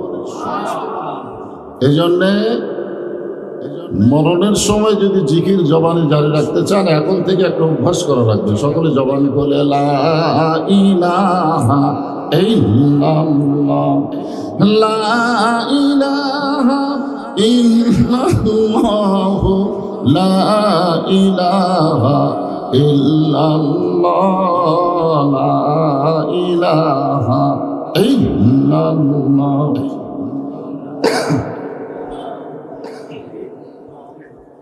যার দিলে আছে আমার আল্লাহর ভয়, যার মনে আছে আল্লাহর ভয়, আল্লাহ আল্লাহ সব সময়, যার দিলে আছে আল্লাহর ভয়, যার মনে আছে আল্লাহর ভয়, আল্লাহ আল্লাহ সব সময়। আহারা নিদ্রা ভালো লাগে না, এই দুনিয়া ভালো লাগে না, ভালো লাগে শুধু আল্লাহ, লা ইলাহা ইল্লাল্লাহ, লা ইলাহা লা ইলাহা ইল্লাল্লাহ মুহাম্মাদুর রাসূলুল্লাহ। রাসূলের মহব্বতে সকলেই জবান খুলে বলি সাল্লাল্লাহু আলাইহি ওয়াসাল্লাম। যদি কেউ না বলে, আমি কিন্তু বলেছি সকলে জবান খুলে বলি সাল্লাল্লাহু আলাইহি ওয়াসাল্লাম। এ কথা শোনার পরে যদি কেউ না বলেন, হযরত আলী থেকে হাদিসটা বর্ণিত, রাসূল বলেছেন, আমার নাম শোনার পরে আমার প্রতি যারা দরুদ শরীফ পেশ না করে সে সবচাইতে বড় বখিল। বখিল মানে কি? কৃপণ। আল্লাহ রাসূল বলেছেন, আল বাখিলু লা ইয়াদখুলুল জান্নাহ, বখিল কোনোদিনও জান্নাতে যাবে না। তাহলে রাসূলের নাম শোনার পরে আমরা আপন ইচ্ছায় কি বলবো? সাল্লাল্লাহু আলাইহি ওয়াসাল্লাম। আপনি পড়লেন রোজাকপুর পূর্ব পাড়ার মাহফিলে, পড়া শেষ হওয়া মাত্রই একদল ফেরেশতা আপনার দরুদগুলো রাসূলের রওজা মোবারকে পৌঁছায় দিছে। আপনি বসে আছেন কোথায় আর দরুদটা চলে গেল কোথায়? বিশ্বাসে মিলাই বস্তু, তর্কে বহুদূর। আপনারা যদি বলেন কেমনে গেল, কিভাবে গেল, এভাবে তর্ক করা যাবে না, বিশ্বাস করতে হবে। রজাকপুর পূর্ব পাড়া ফরকানিয়া মাদ্রাসা ময়দানে 33তম তাফসীরুল কোরআন মাহফিলে আল্লাহ তাআলা যেনাকে সম্মানিত সভাপতির আসনে কবুল করেছেন, খেতাব প্রাপ্ত বীর মুক্তিযোদ্ধা মেজর আলহাজ এটিএম হামিদুল হোসেন তারেক, বীর বিক্রম পিএসসি। আজকের এই মাহফিলের সম্মানিত সভাপতিকে অন্তরের অন্তঃস্থল থেকে আমি শুভেচ্ছা জ্ঞাপন করছি। সম্মানিত সহসভাপতি আলহাজ মোহাম্মদ আব্দুর রহিম পরামানিক, আজকের এই মাহফিলের সম্মানিত প্রধান অতিথি জনাব Mohammad Ayub Ali, sub contractor, Malaysia প্রবাসী। উনি তো নাই মনে হয়, মালয়েশিয়া থেকে চলে যাচ্ছে।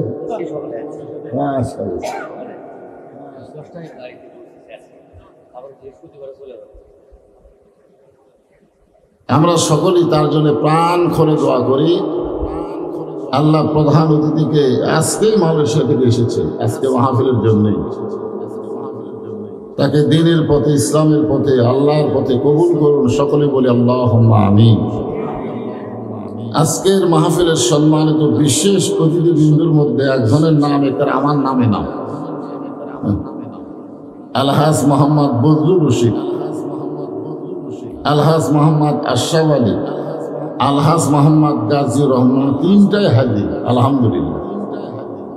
এছাড়াও বরং অতিথির মধ্যে যিনাদের নাম রয়েছে, সকলকেই অন্তরের অন্তঃস্থল থেকে আমি শুভেচ্ছা জ্ঞাপন করছি। আজকের এই মাহফিলে আল্লাহ তাআলা যিনাদেরকে কবুল করেছেন, আমি গত রাত্রে মাহফিল করেছি সেই কুড়িগ্রাম থেকেও বহুদূর, ভুরুঙ্গামারি কেবল টেজে উঠে ওয়াজটা সাইজ করতেছি, সাইজ করতেই সেই বৃষ্টি, কে কোন দিকে যায় আর ঠিক নেই।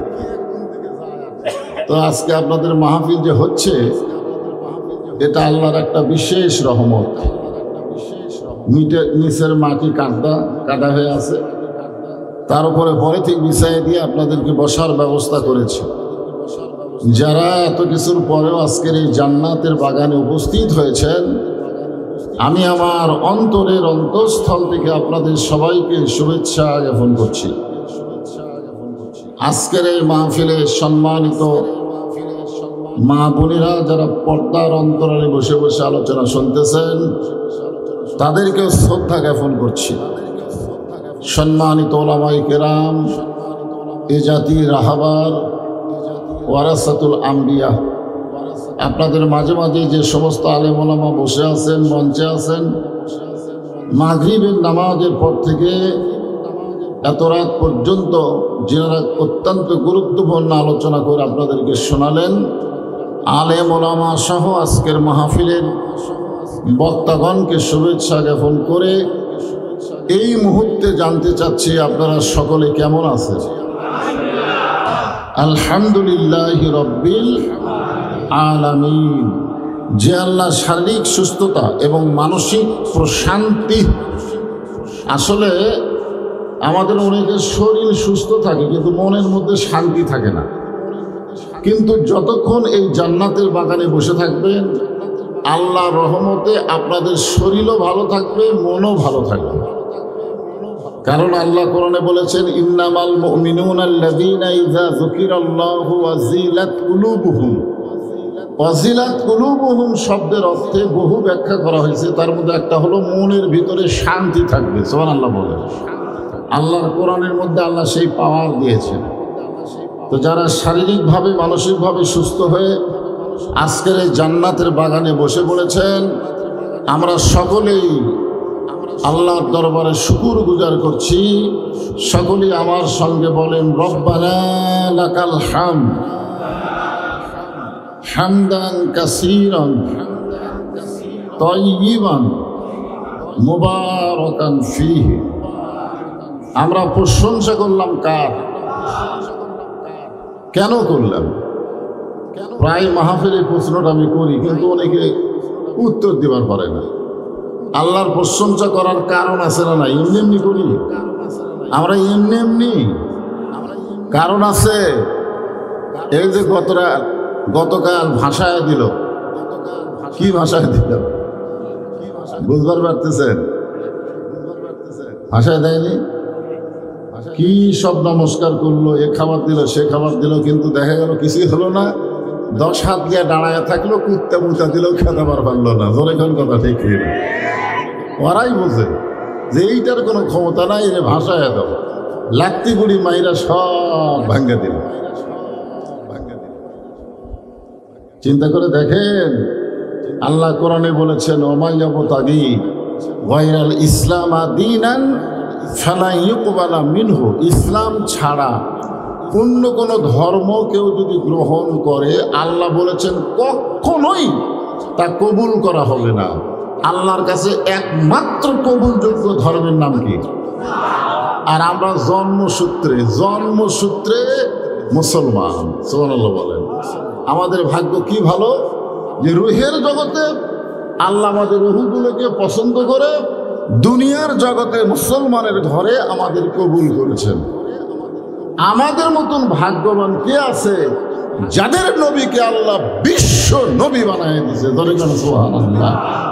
আমাদের মতো ভাগ্যবান কেউ আছে নাকি? এই যে একটা গান শুনছিলাম ছোটবেলায়, আছেন আমার মুক্তার, আছেন আমার ব্যারিস্টার, শেষ বিচারের হাইকোর্টেতে তিনি আমায় করবেন পার, আমি পাপী তিনি জামিনদার। কি ভাগ্য দেখছেন? এটা শেষ বিচার। শেষ বিচার মানে বাংলাদেশের বিচার না। আল্লাহ যখন হাকিম হয়ে আমাদেরকে আসামি বানায় বিচার শুরু করবেন, ওই সময় আমাদের নবী উকিল হয়ে ব্যারিস্টার হয়ে আল্লাহর কাছে আমাদের পক্ষে ওকালতি করে আমাদেরকে সুপারিশ করে জান্নাতে পৌঁছায় দিবে। এমন একজন নবী নেতা পেয়ে আপনার খুশি না বেজার? খালি নবী হিসাবে মানবেন, তাই না? নবীর প্রতি দরুদ পড়ি, নবীর সালাম করি মিলাদের ভিতরে, কিন্তু নবীর সমাজ গড়ার কাজে অনেকের দ্বন্দ্ব মনে বাজে। নবী থাকবে মাদ্রাসায়, নবী থাকবে মসজিদে, নবী সংসদে যাবে কেন? অনেকের এরকম একটা কথা আছে না নাই? আমার নবী শুধুমাত্র মসজিদে ছিলেন না, মাদ্রাসায় ছিলেন না, আমার নবী মদিনাকে একটা রাষ্ট্র ঘোষণা করেছিলেন। ধরেগঞ্জ কথা ঠিক কিনা? এই জন্যে আমাদের নবী শুধু নবী না, আমরা দরুদে কি বললাম? আল্লাহুম্মা সাল্লি আলা সাইয়্যিদিনা। সাইয়্যিদিনা মানে কি? সাইয়্যিদিনা শব্দের অর্থ হলো আমাদের নেতা। আমরা তার প্রতি দরুদ করতেছি যিনি আমাদের নবী, যিনি আমাদের নেতা। তাহলে এখন চিন্তা করেন, যে নবী আমাদেরকে ভুলবে না, আমাদের জন্য ওকালতি করবে, ব্যারিস্টারি করবে, আমাদেরকে সুপারিশ করে জান্নাতে নিয়ে যাবে, যেই নবী জান্নাতের ভিতরে ঢুকেও আমাদের কথা ভোলে নাই। লাইলাতুল মেরাজে আল্লাহ যখন নবীকে জান্নাতে ঢোকার তৌফিক দিলেন, আমাদের নবী কিন্তু জান্নাতে ঢুকছিলেন। আপনারা জানেন সে রাতের নাম কি? লাইলাতুল মেরাজ। নবীর সঙ্গে একজন ফেরেশতা ছিল, নাম হলো জিবরাইল। ফেরেশতা জিবরাইল বললেন, ইয়া রাসূলুল্লাহ, আপনি যদি জান্নাত থেকে বের না হন, আল্লাহ আপনাকে জান্নাত থেকে বাইর করে দিবে না। কেন দিবে না?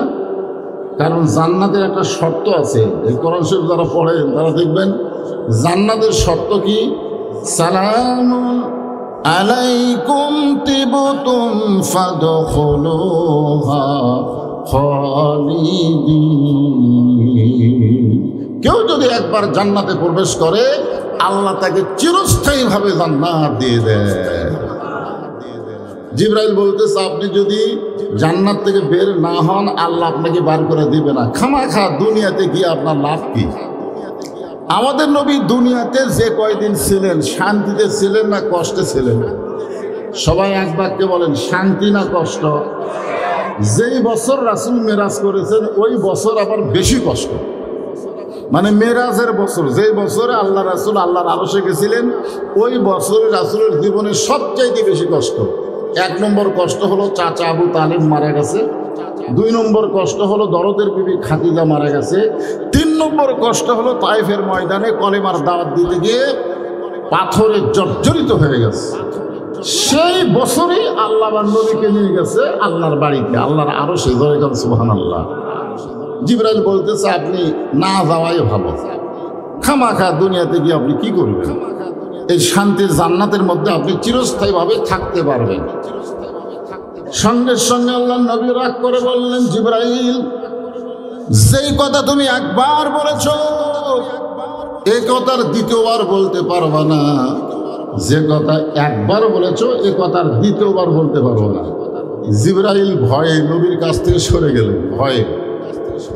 জিবরাইল চিন্তা করে, এই নবীর কাছে আমি আল্লাহর কোরআন নিয়ে গেছি, যে কোরআনের মধ্যেই বলা হয়েছে অমা আরসালনাকা ইল্লা রাহমাতাল লিল আলামিন, যাকে আল্লাহ গোটা বিশ্ব জগতের জন্য রহমত স্বরূপ প্রেরণ করেছে, আর সেই নবী এত রাগ করলো কেন? জিবরাইল বলে, হুজুর আপনি এরকম রাগ করলেন কেন? আল্লাহ রাসূল বললেন, জিবরাইল তুমি জানো না, আল্লাহ যদি আমাকে জান্নাতে থাকার জন্য ঢুকতে বলতো আমি জান্নাতে ঢুকতামই না। আল্লাহ যদি বলতো নবী আপনি জান্নাতে গিয়ে থাকেন, আমি জান্নাতে ঢুকতাম না। আমি শুধু দেখার জন্য জান্নাতে ঢুকছি যে আল্লাহ আমার গুনাহগার উম্মতের জন্য কেমন জান্নাত বানাইছে, এই জান্নাত দেখার জন্য শুধু আমি জান্নাতে ঢুকছি। জিবরাইল বললেন, তাহলে আপনি জান্নাতে থাকবেন না?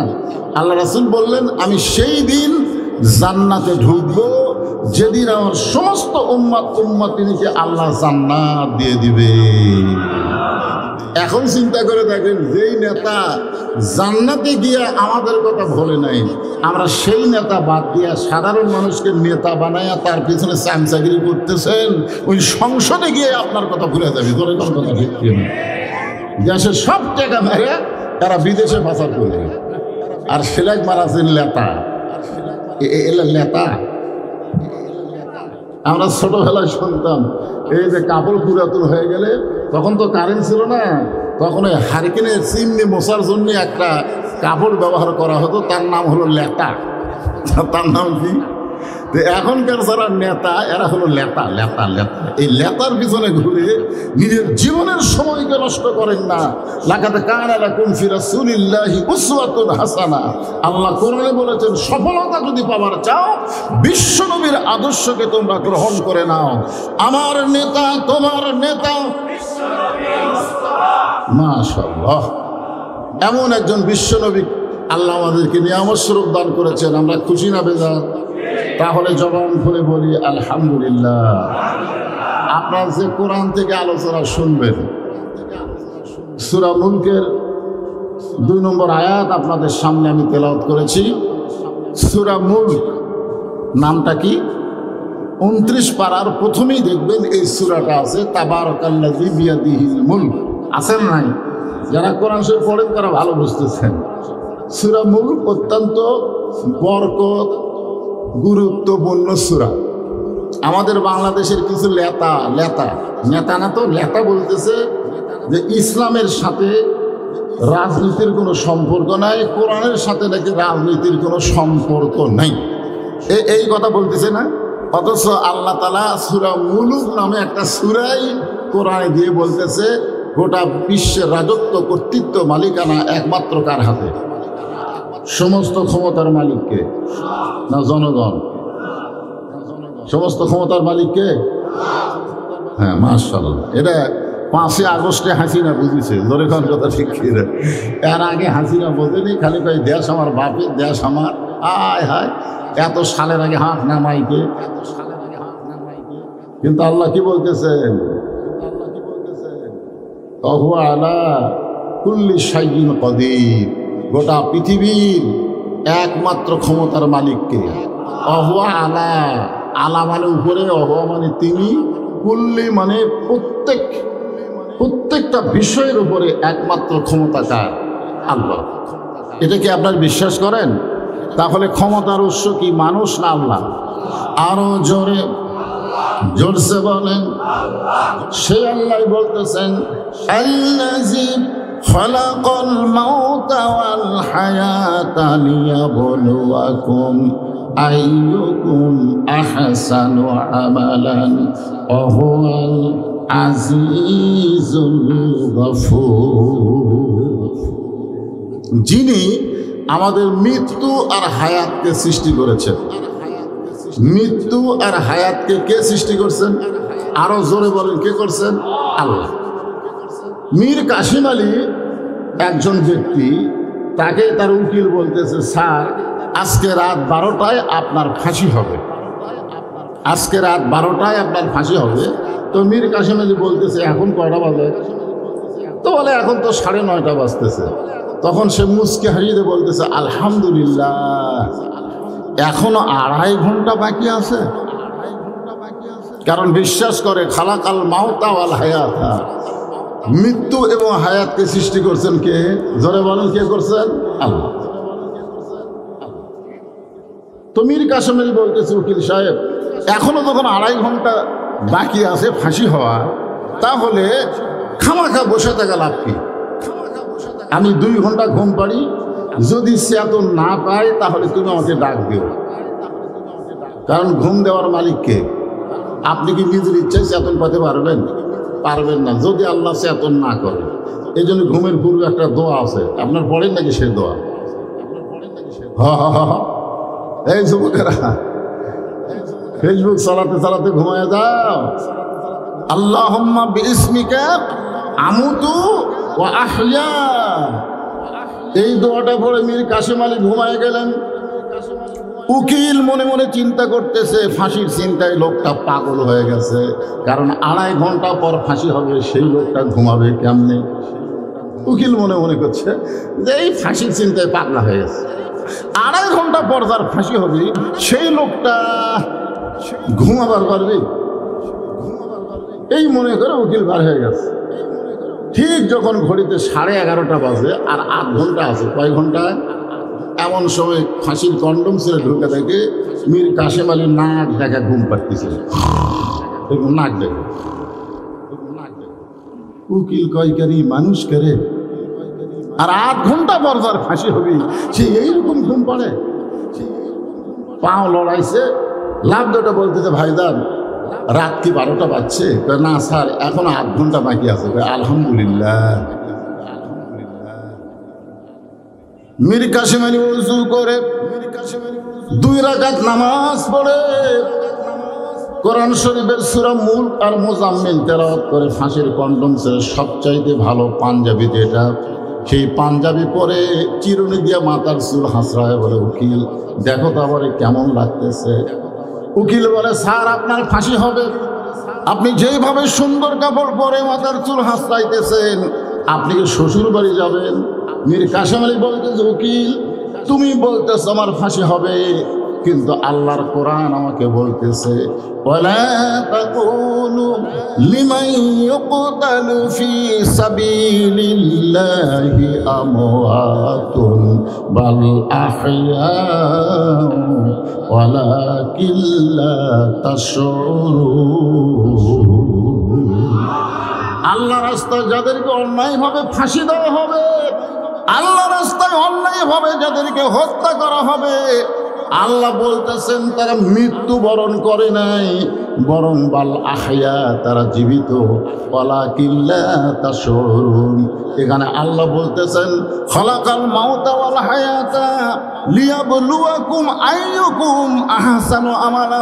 মৃত্যু আর হায়াতকে আমি সৃষ্টি করেছি তোমাদেরকে পরীক্ষা করার জন্যে। ধরে কোন কিসের জন্যে? আমরা মরতে চাই। মীর কাসেম আলী মরে গেছে। এই মীর কাসেম আলী মারা গেছে, রংপুরের আবু সাইদ মারা গেছে, কথা বলেন মারা গেছে। আল্লাহর কোরআনকে আপনি বিশ্বাস করেন? তাহলে আল্লাহ সবাইকে মারবে না। আল্লাহ রাস্তায় যারা জীবন দেবে তারা কখনোই মৃত্যুবরণ করে না। আল্লাহ বলতেছেন তোমাদেরকে পরীক্ষা করা হবে, আইয়ুকুম আহসানু আমালা, সুন্দর আমলের পরীক্ষা। ধরে কোন কিসের পরীক্ষা? সুন্দর আমল। এখন আপনারা বলেন, সুন্দর আমল যদি আমরা করতে চাই তাহলে সুন্দর একটা পরিবেশের দরকার আছে না নাই? পরিবেশ যদি সুন্দর না হয় আমল সুন্দর করা যাবে না। কি সুন্দর মসজিদ দোতলা বানাইছেন, দোতলা মসজিদ বানাইছেন কি এমনি এমনি, না নামাজ আদায়ের জন্য? এক কথা কন, এমনি এমনি করছেন না নামাজ আদায়ের জন্য করছেন? তো নামাজ এমনকি দেখলাম নিচতলায় আপনারা এসিও লাগাইছেন। মাশাআল্লাহ, এসি লাগাইছে, আলহামদুলিল্লাহ। আপনি জোহরের নামাজ সামনে কাতারে পড়বেন, এই নিয়তে আপনি বাড়ির থেকে রওনা দিলেন। আপনার বাড়ির থেকে মসজিদ হলো 100 গজ দূরে। যেরকম আমাকে যে বাড়িতে রাখছিল এই মসজিদ থেকে না হলো 150 গজ দূরে। তা আপনি জোহরের নামাজ পড়বেন সামনে কাতারে, আপনার নিয়ত ভালো না খারাপ? যেরকম ভালো না খারাপ? তো আপনি বাড়ি থেকে উজু করে সামনে কাতারে নিয়তে বের হলেন, কিন্তু রাস্তার মধ্যে দুইটা বেপর্দা নারী আপনার দুই চোখত পড়ছে, মানে রাস্তা দিয়ে দুইটা বেপর্দা নারী যাওয়া আসা করতেছে, সেই নারী আপনি দেখবার চাননি, তারপরেও পড়েছে। চোখের মধ্যে কেউ কি মশা ফেলাবার চায়? তারপরে পড়ে কি পড়ে না? ধরেগণ পড়ে কি পড়ে না? মোটর সাইকেল যারা চলায় এদেরকে বলবেন হট করে একটা পড়ে গেছে। তো এখন দুইটা বেপর্দা নারী আপনার দুই চোখত পড়ছে, আপনি নাউজুবিল্লাহ নাউজুবিল্লাহ বলতে বলতে মসজিদে আসলেন। আসার পরে সামনে কাতারে এসে তাবাররুজাল জাহিলিয়াতিল উলা, আল্লাহু আকবার। আচ্ছা, কোরআনের আয়াত যখন আপনারা শোনেন আপনাকে ঈমান বাড়ে না কমে? তো ঈমান বাড়ার লক্ষণ কি? ওয়াইযা তুলিয়াত আলাইহিম আয়াতুহু জাদাতুহুম ঈমানাও ওয়া আলা রাব্বিহিম ইয়াতাওয়াক্কালুন। এইবার বোঝা গেল।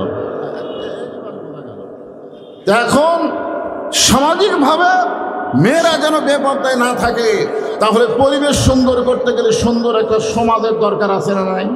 কথা হোহা করা লাগবে, তারপরেও আপনি তাফসীর বুঝতে পারবেন। সুন্দর একটা সমাজ যদি তৈরি করতে চান তাহলে সুন্দর একটা রাষ্ট্রের দরকার আছে না নাই? সুন্দর একটা রাষ্ট্র যদি তৈরি করতে চান তাহলে মানুষের তৈরি সংবিধান দিয়ে সুন্দর রাষ্ট্র হবে না। সুন্দর রাষ্ট্র গঠন করতে গেলে আল্লাহর কোরআনের সংবিধান লাগবে। ধরে কোন ঠিক কিনা? এই যে একটা সংবিধান আমাদের বাংলাদেশে আছে, তা কতকগুলো দলের লোকেরা কয় পবিত্র সংবিধান। আচ্ছা, মানুষ যে সংবিধান লেখে সেই সংবিধান কোনোদিন পবিত্র হবার পারে? যে শালাই সংবিধান লিখেছে সে হয়তো সিগারেট খেতে খেতে লিখছে, কিংবা হয়তো অজুই করেনি, না পাক অবস্থায় লিখতে পারে। ধরে কোন কথা ঠিক কথা কন না কেন? যাই সংবিধান লিখছে তার নাম হলো ডক্টর কামাল, ওই নামাজ পড়ে কিনা আল্লাহ ভালো পায়। আর সেই সংবিধান কে বলতেছে বাংলাদেশের কতগুলো নেতারা পবিত্র সংবিধানের বাহিরে কিছুই করা যাবে না। এই মানুষের তৈরি সংবিধান কোনোদিন পবিত্র হয় না। পবিত্র সংবিধান হচ্ছে আল্লাহর কোরআন। জোরে কোন কথা ঠিক কিনা? এই জন্যে তো আমাদের একটা স্লোগান হলো আল কোরআনের আলো ঘরে ঘরে। বাদ দেন তো, ঘর আরো চলবি ঘর। আপনারা মনে করেন যে বক্তারা ওয়াজ করে এই কয় মাস, আপনাদের দোয়ায় আমি ওয়াজ করি 12 মাস, এমনকি রমজান মাসেও ওয়াজ করি। তো 12 মাস ওয়াজ করতে তো বগুড়াতে আপনারা দেখতে পারবেন না। তার মানে বাংলাদেশের বহু জেলায় আমি ওয়াজ করি। বাংলাদেশের সমস্ত জেলায় গিয়ে এবারের যা স্থায়ী দেখতেছি তাতে মনে হয় ওরা যতই গাল গল্প করুক আর চলবি না, যতই গাল গল্প করুক আর খাওয়া নাই। যার প্রমাণ ডাকসু আর জাকসু দেখাই দিছে, সামনে রাকসু আর সাকসু আসতেছে। জোরে কোন কথা ঠিক কি না? এত% ভোট আমাকে, এত% ভোট আমাকে। মানুষের সব দেখা হলো শেষ। আগামীতে প্রত্যেকটা মুসলমান দেখবে আল্লাহর কোরআনের বাংলাদেশ। শুধু মুসলমান না, হিন্দুরাও পর্যন্ত বলতেছে আল্লাহর কোরআনের ভালো মানুষের দেশ আমরা দেখতে চাই। এই জন্য আর ঘরে ঘরে না ভাই, এবার সাইজ মতো স্লোগান দেওয়া লাগবে। রাজি আছেন? আল কোরআনের আলো বলবেন সংসদে জালো, আল কোরআনের আলো, কোরআন হাদিস যেখানে দুনিয়ার মুসলমান লিল্লাহে তাকবীর। এখন আপনাদেরকে এই সংবিধান সম্পর্কে সামান্য একটা আইডিয়া দিচ্ছি। এই কোরআন দিয়ে যখন রাষ্ট্র চলবে তখন নেতা কেমন হবে, কেমন ভালো। বাংলাদেশের মতন 96টা দেশের খলিফা, আমাদের বাংলাদেশের মতন 96টা দেশের খলিফা হযরত ওমর পবিত্র জুমার দিনে মসজিদের মেম্বরে দাঁড়ায়া খুতবা দিচ্ছেন। জুমার দিনে মসজিদের মেম্বরে দাঁড়ায় যখন খুতবা দেন, মাঝখান থেকে একজন সাহাবী দাঁড়িয়ে বলতেছে, ইয়া আমিরুল মুমিনিন, আপনার খুতবা আমরা শুনবো না, আপনার খুতবা আমরা শুনবো না। বাংলাদেশের মতন 96টা দেশের খলিফা খুতবা দিচ্ছেন, আর একজন সাধারণ সাহাবী দাঁড়িয়ে বলতেছে, আমিরুল মুমিনিন, আপনার খুতবা আমরা শুনবো না। ওমর ফারুক বললেন, আমার অপরাধ কি? বলে, আপনার অপরাধ হলো আমাদেরকে খাটো পাঞ্জাবি দিয়ে আপনি লম্বা জুব্বা পরে খুতবা দিচ্ছেন। আমাদেরকে বাইতুল মাল থেকে খাটো পাঞ্জাবি দিয়ে আপনি লম্বা জুব্বা পরে খুতবা দিচ্ছেন। এই লম্বা জুব্বা আপনি কোথায় পাইলেন? যতক্ষণ পর্যন্ত না বলবেন ততক্ষণ পর্যন্ত আপনার খুতবা আমরা শুনবো না। ওমর ফারুক তাকায় দেখে প্রত্যেকটা সাহাবী মাথা নিচু করে বসে আছে। তার মানে ওই সাহাবীর কথার সাথে সবাই একমত।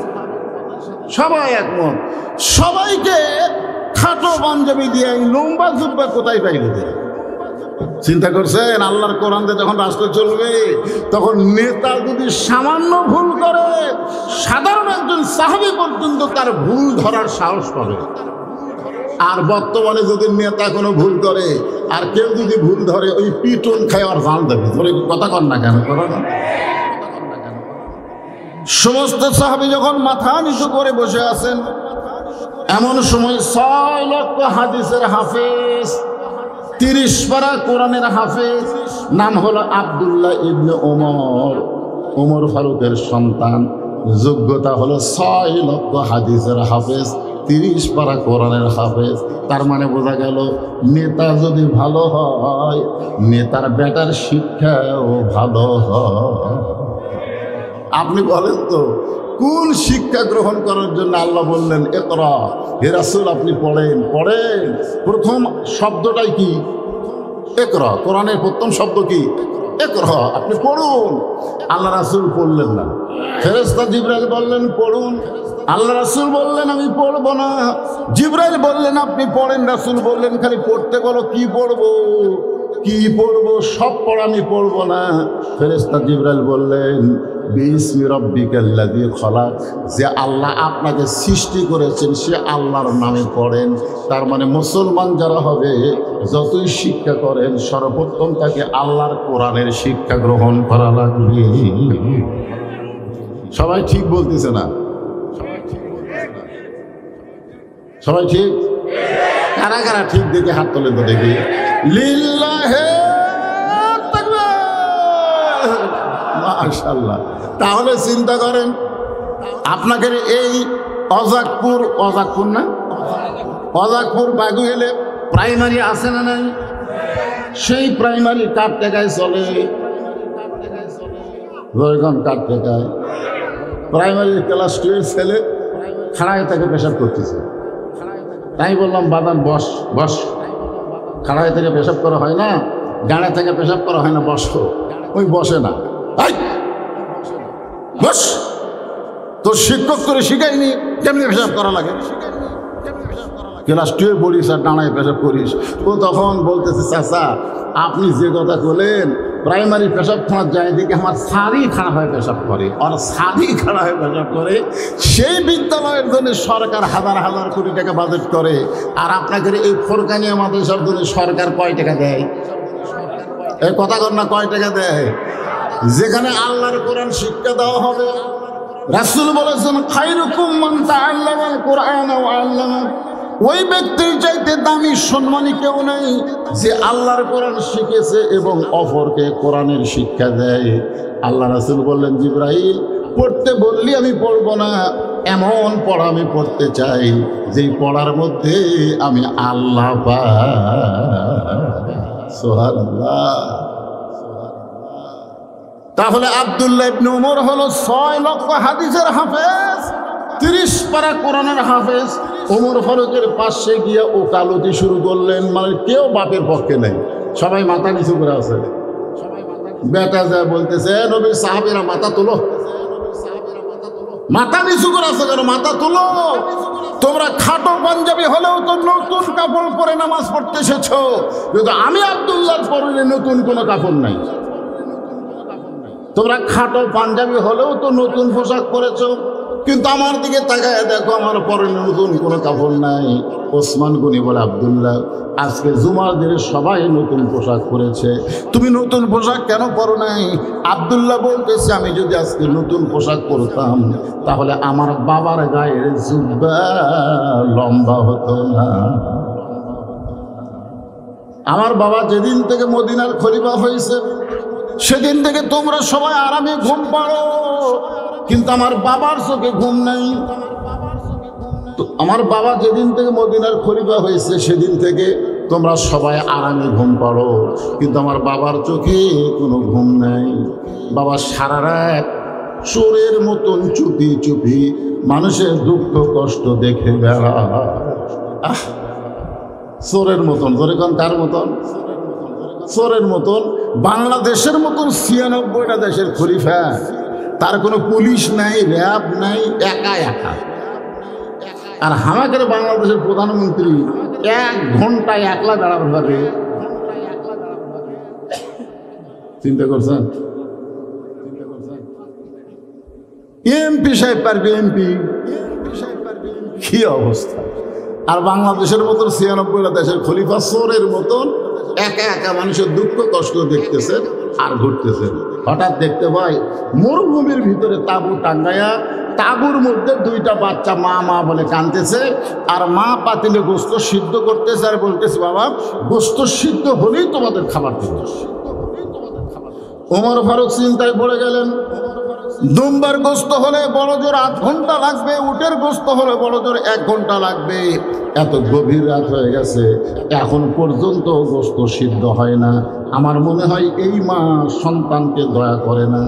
এখন লোকমা দিতে গিয়া তাবুর নিকটে গিয়ে বললেন, মা তোমার অন্তরে কি কোনো দয়া মায়া নাই? তোমার সন্তান ক্ষুধার জ্বালায় কাঁদতেছে, আর এত গভীর রাত হয়ে গেল এখন পর্যন্ত তোমার গোস্ত সিদ্ধ হয় না। মেয়েটা বলতেছে, পথিক তুমি কে গো? তোমাকে আমি চিনি না। এই গভীর রাত্রে এমন বিপদে আমি পড়েছি, আল্লাহ আমার খোঁজ নেয় না। নাউজুবিল্লাহ বলেন।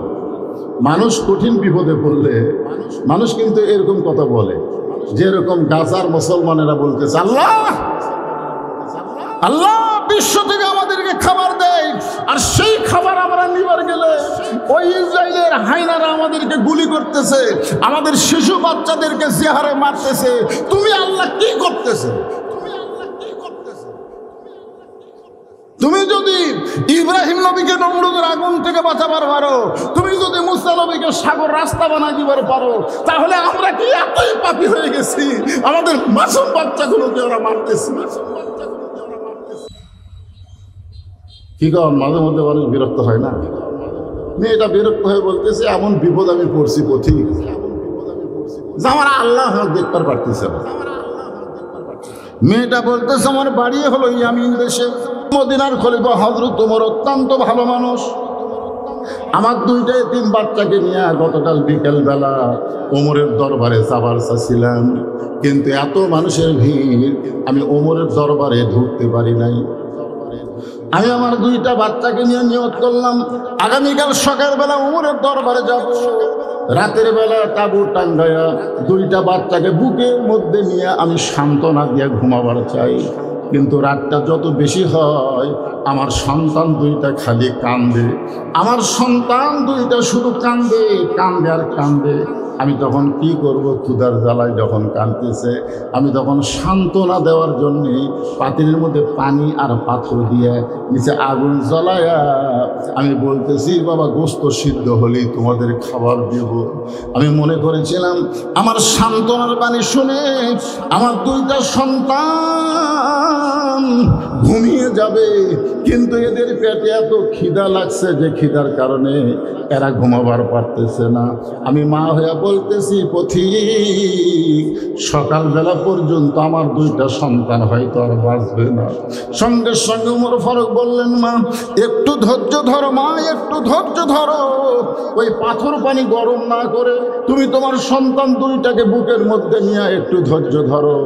গভীর রাত্রে এক দৌড়ে বাইতুল মালের দরজায় ডাক দিলেন, আসলাম দরজা খুলে দে রে আসলাম, দরজা খুলে দে। আসলাম দরজা খুলে দিলে ওমর ফারুক বললেন খাবার একটা বস্তা আমার মাথায় উঠে দে।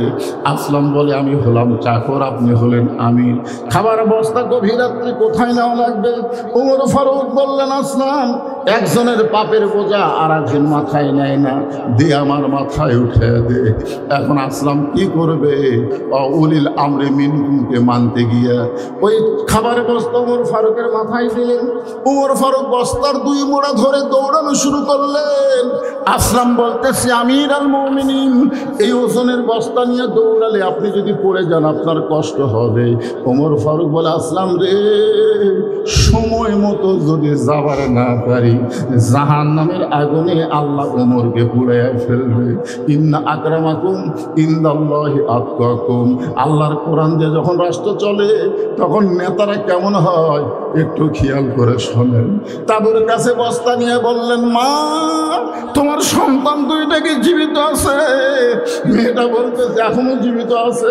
ওমর ফারুক বললেন মা তাহলে রুটি হালুয়া তৈরি করো। মেয়েটা রুটি হালুয়া তৈরি করে যখন ওমরের হাতে দেয়, ওমর দুইটা সন্তানকে দুই উরাতের উপরে বসায়া দিয়া দুই সন্তানের গালে চুমু দিয়া উঠি ছিঁড়া হালুয়া নিয়ে যখন মুখে যায়, দুইটা সন্তান ফেল ফেল করে ওমরের দিকে তাকায়া থাকে।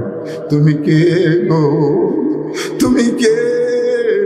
এই গভীর রাত্রে বাবার দরদ দিয়ে আমাদেরকে খাওয়াতে আইছো, তুমি কে গো?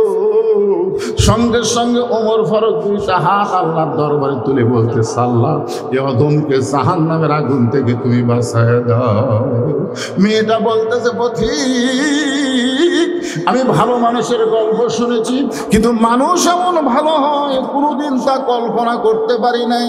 আজকে শুনে নাও রে পথিক, উমরকে যদি আল্লাহ মদিনার খলিফা না বানায়া তোমারে যদি মদিনার খলিফা বানায় দিত তাহলে আল্লাহ তাআলা মদিনাকে আল্লাহর জান্নাত ঘোষণা করত।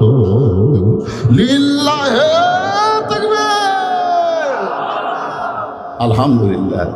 আল্লাহর কোরআন দিয়ে যখন রাষ্ট্র চলবে নেতার কথা বলতেই কথা তো শেষ হয়ে যায়, আবার কি স্লিপ দিল।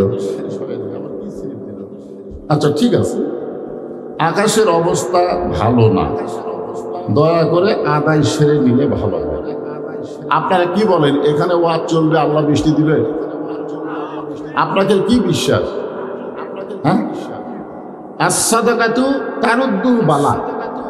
আল্লাহ রাসূল বলেছেন, আল্লাহ রাসূল বলেছেন দান সদকা করলে বালা মুসিবত দূর হয়। এ কথা সত্য না মিথ্যা? বিশ্বাস করেন কারা কারা কত সত্য? নবীর হাদিসের ব্যাপারে যে হাত উঠবে না ওই কাফের হয়ে যাবে। দুই হাত টান টান করে তোলেন, হাত নামান। এই যে বৃষ্টি আসবে আসবে, এই যে বালা, আজকের মাহফিলের জন্য বৃষ্টি হলো একটা মুসিবত, যদি কোন ঠিক কিনা? তো তাহলে কি বলা হচ্ছে? সদকা তো তারুদ্দুল বালা, দান সদকা করলে বালা মুসিবত দূর হয়ে যায়। তা আপনাদের কাছে একটু রুমাল যাবে, গামছা যাবে, আপনার যে যা পারবেন এই বালা মুসিবত থেকে বৃষ্টিকে দূর করার জন্য 10 পারেন, আপনি 5 টাকা পারেন তাও দিবেন। ভাই আপনাদের কাছে রুমাল গেলে, ব্যাগ গেলে কারা কারা দিবেন না তারা হাত তোলেন তো দেখি। ধরে 1 টাকাও দিবেন না, হুজুর আমি সেই কিরবন আমি জীবনে 1 টাকা দিই না, এরকম কোন লোক আছেন? কারা কারা দিবেন তারা একটা হাত তোলেন তো দেখি। যারা দিবেন তারা হাত তোলেন তো বাবা। টান টান করে তোলেন না, কারণ আপনাকে আমি 2000 টাকা দিবেন বলতেছি, 10 টাকা দিবেন, হাত নামান। যত লোক হাত তুলছে টাকার বস্তা হয়ে যাবে। এই ব্যাগ আলাদা খুঁটি রে ঢুকছেন, আদায় শেষ, আমার ওয়াজ শুরু, কোনো টেলটি বেলটি নেই। হ্যাঁ দেন দেন, ব্যাগের সবাই দেন, সবাই দাও বাবা। 10 টাকা 20 টাকা 50 টাকা 100 টাকা যে যা পারবা আল্লাহর রাস্তায় দিয়ে দাও। আলহাজ মোহাম্মদ গাজীউর রহমান জরিফ, ঢাকা, উনি 5000 টাকা নগদে দান করেছে। আল্লাহ গাজীউর রহমানের দানকে আল্লাহ আপনি কবুল করেন। আল্লাহ নেক নিয়ত থেকে সব করে আল্লাহুম্মা আমিন।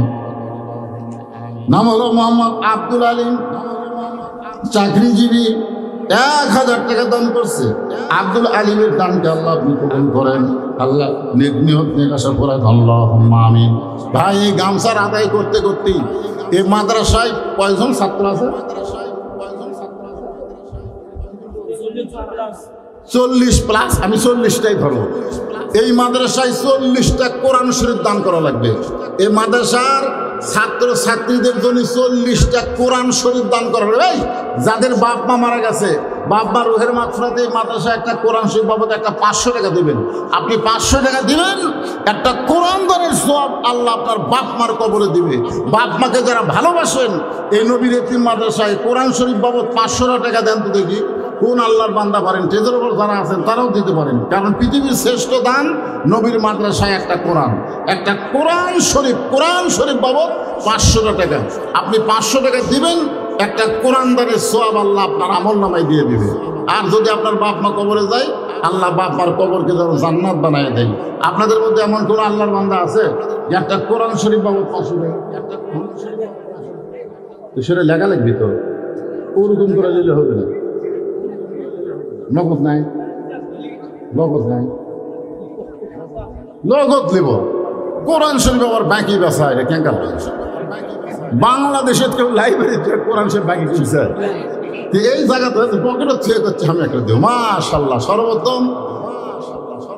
আমার অত্যন্ত মহব্বতের মানুষ, কোরআন শরীফ বাবদ সর্বপ্রথম আল্লাহ আবার ডাঁটের কোরআন শরীফ দিয়েছে। আমি 500 টাকা চাচ্ছি, এই কোরআন শরীফ দিয়ে চলে যাচ্ছে কম তো। আচ্ছা ঠিক আছে, টাটকা একটা কোরআন শরীফ দিয়েছি। আল্লাহ আপনারা 500 টাকা দিলেই একটা কোরআন শরীফ দেওয়ার সওয়াব পাওয়া যাবে। আপনারা দেন না কেন? টেজের উপর থেকে শুরু করেন। এই যে আমার ভাই আমার ডান পাশ থেকে শুরু করছে, বাম পাশে যারা আছেন, এটা তো আপনারা অনেক দান করছেন। প্রধান অতিথি দান করছে, সভাপতি দান করছে, কিন্তু কোরআন শরীফ তার দান করেন নাই। এই জন্য কোরআন শরীফ বাবদ ইনশাআল্লাহ 500 টাকা দেবেন। প্রভাষক সাইফুল ইসলাম 1000 টাকা দান করেছে। আল্লাহ তার দানকে কবুল করেন, আল্লাহুম্মা আমিন। কোরআনের টাকা আমি ভিন্ন করে রাখতেছি। হ্যাঁ ভিন্ন, এখানে একটা কোরআন পাওয়া গেল। দেখি এতগুলো মানুষের মধ্যে 40টা কোরআন সে পাওয়া যাবে না? হাজার হাজার মানুষের মধ্যে আমার মা বোনেরা কোথায় করছে রে? মা বোনদের আওয়াজ শুরুই করিনি। আল্লাহ বৃষ্টি দিও না আল্লাহ, 12টা পর্যন্ত কোনো বৃষ্টি হয় না আল্লাহ। তুমি আজকের মাহফিলের দিকে তাকায় আর রহমত করে বৃষ্টি বন্ধ করে দাও আল্লাহ। মাশাআল্লাহ, কি নাম আপনার? আজমল হোসেন। কোরআন শরীফ বাবদ 500 টাকা দান করেছে। আল্লাহ তার বাপ মা যদি কবরে যায়, এই কোরআন দানের ওসিলায় বাপ মার কবরকে জান্নাতের টুকরা বানায় দেন, আল্লাহুম্মা আমিন। বাবা ব্যাগ আদায় হলে ব্যাগগুলো নিয়ে গেল, তোমাদের ব্যাগের আদায় শেষ। হ্যাঁ, একজনও নড়াচড়া করবেন না। শুধু যারা কোরআন শরীফ দিবেন তারা এখানে উঠে আসবেন। আপনার জন্য বাপ মার জন্য দোয়া করা হবে। একটা কোরআন শরীফ বাবদ মাত্র 500 টাকা দিবেন। যে টানে ওয়াজ চলতেছিল আবার সেই টানে ওয়াজ চলবে, অসুবিধা নেই। মনে করেন না যে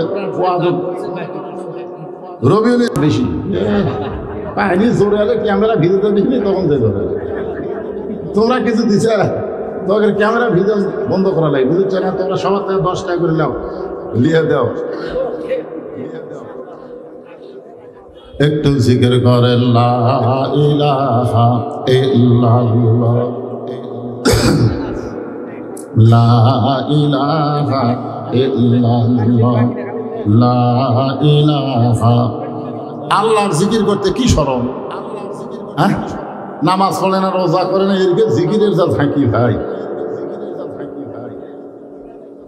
আমার দয়ার আল্লাহর দরবারেতে কেউ ফিরে না খালি হাতে।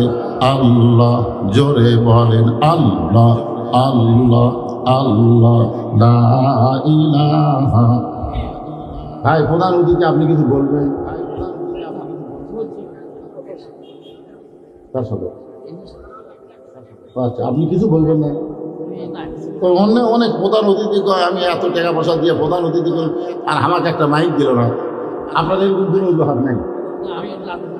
আচ্ছা ঠিক আছে, মাশাআল্লাহ, আলহামদুলিল্লাহ। সাধারণ মানুষকে আল্লাহ যেন অসাধারণ হিসাবে জান্নাত দেয়। ধরে কারণ আমি যেখানেই থাক সেখানেই যেন আল্লাহ বরকতে পরিপূর্ণ করে দেয়, আল্লাহুম্মা আমিন। অ্যাডভোকেট একজন উকিল মানুষ, বাপ মা দুইজনের জন্য 2টা কোরআন শরীফ বাবদ 1000 টাকা দান করছে। আল্লাহ তার দানকে কবুল করেন। আব্দুল্লাহ ইবনে ওমর বলে, রে নবীর সাহাবীরা, তোমরা সবাই যখন ঘুমিয়ে যাও এমন সময় আমার বাবা চুপি চুপি আমার ঘরের দরজায়, মনে আছে না ভুলে গেছেন, চুপি চুপি আমার ঘরের দরজায় আস্তে করে ঠোকা দিলেন, আব্দুল্লাহ আব্দুল্লাহ। আমি সঙ্গে সঙ্গে ঘরের দরজা খুলে দিলাম। ঘরের দরজা খুলে গিয়ে দেখি আমার বাবা একটা পাঞ্জাবি নিয়ে দাঁড়ায় আছে, আমার বাবা একটা পাঞ্জাবি হাতে নিয়ে দাঁড়ায় আছে। আমি খুশি হয়ে বললাম, বাবা বাইতুল মাল থেকে আমার একটা পাঞ্জাবি দিছে, আর গভীর রাত্রে আপনি আর একটা দিবে রাখছেন। আব্দুল্লাহ মনে করছে যে বাবা তাকে পাঞ্জাবি দিবে রাখছে, এই জন্য বলতেছে, বাবা বাইতুল মাল থেকে আমার একটা পাঞ্জাবি দিছে, আপনি আর একটা পাঞ্জাবি দিবে রাখছেন। সঙ্গে সঙ্গে হযরত ওমর আল্লাহর কোরআন থেকে তেলাওয়াত করলেন, ইন্নাল্লাহা ইয়ামুরুকুম আন তুআদ্দুল আমানাতি ইলা আহলিহা ওয়া ইযা হাকামতুম বাইনান নাস আন তাহকুমু বিল আদল। আল্লাহু আকবার। ওমর ফারুক কি নিজের কথা বলতেছেন না আল্লাহর কোরআনের কথা বলতেছেন? আল্লাহর কোরআন থেকে তেলাওয়াত করলেন, ইন্নাল্লাহা ইয়ামুরুকুম আন তুআদ্দুল আমানাতি ইলা আহলিহা ওয়া ইযা হাকামতুম বাইনান নাস আন তাহকুমু বিল আদল। আব্দুল্লাহ রে, আল্লাহর কোরআন দিয়ে যখন রাষ্ট্র চলবে তখন সবাই সমানভাবে, ওয়া ইযা হাকামতুম বাইনান নাস, আমি তখন হাকিম হয়ে মানুষের আদল ইনসাফের বিচার করব। তুই আমার বেটা বলে তোকে একটা পাঞ্জাবি দিছে আর একটা দিবা রাখছি না রে বাবা, না, এই পাঞ্জাবিটা আমার ভাগে পড়েছে। তুই বল রে আব্দুল্লাহ, আগামীকাল জুমার দিনে এই খাটো পাঞ্জাবি গায়ে আমি যদি খুতবা দেই তাহলে তোর কেমন লাগবে? আমি একজন ইমাম মানুষ, আমি যদি খাটো পাঞ্জাবি গায়ে দিয়ে নামাজ পড়াই তোর কেমন লাগবে? আব্দুল্লাহ বলে, বাবা তাহলে আমি কি করব? আপনি হলেন অর্ধ জাহানের খলিফা, আপনি আমার কাছে আইছেন, আমি কি করব? ওমর ফারুক বললেন, বেটা রে, তোর পাঞ্জাবিটা আমাক দান করে দে, তোর পাঞ্জাবিটা আমাক দান করে দে বাবা। আব্দুল্লাহ বলে, গভীর রাত্রে আমার পাঞ্জাবি আমার বাবাকে দান করে দিলাম। বাবা আমার পাঞ্জাবি নিয়ে, তার পাঞ্জাবি নিয়ে যখন রওনা দিল, আমি পিছনে পিছনে রওনা দিয়ে দেখি বাবা ঘরের মধ্যে ঢুকে বাবার পাঞ্জাবি আমার পাঞ্জাবি একত্র করে বাবা লম্বা জুব্বা বানাইছে, আর সেই জুব্বা বানায় খুতবা দেয়। এখন বলো বাবার খুতবা শোনা যায় কি না যায়? সমস্ত সাহাবীরা চিল্লায় বলে, আল্লাহর কোরআন দিয়ে যখন সংবিধান চলবে, আল্লাহর কোরআন দিয়ে যখন রাষ্ট্র চলবে, তখন এমন ভালো মানুষকে মুসলমানেরা নেতা হিসাবে দেখতে পাবে। তাহলে আল্লাহর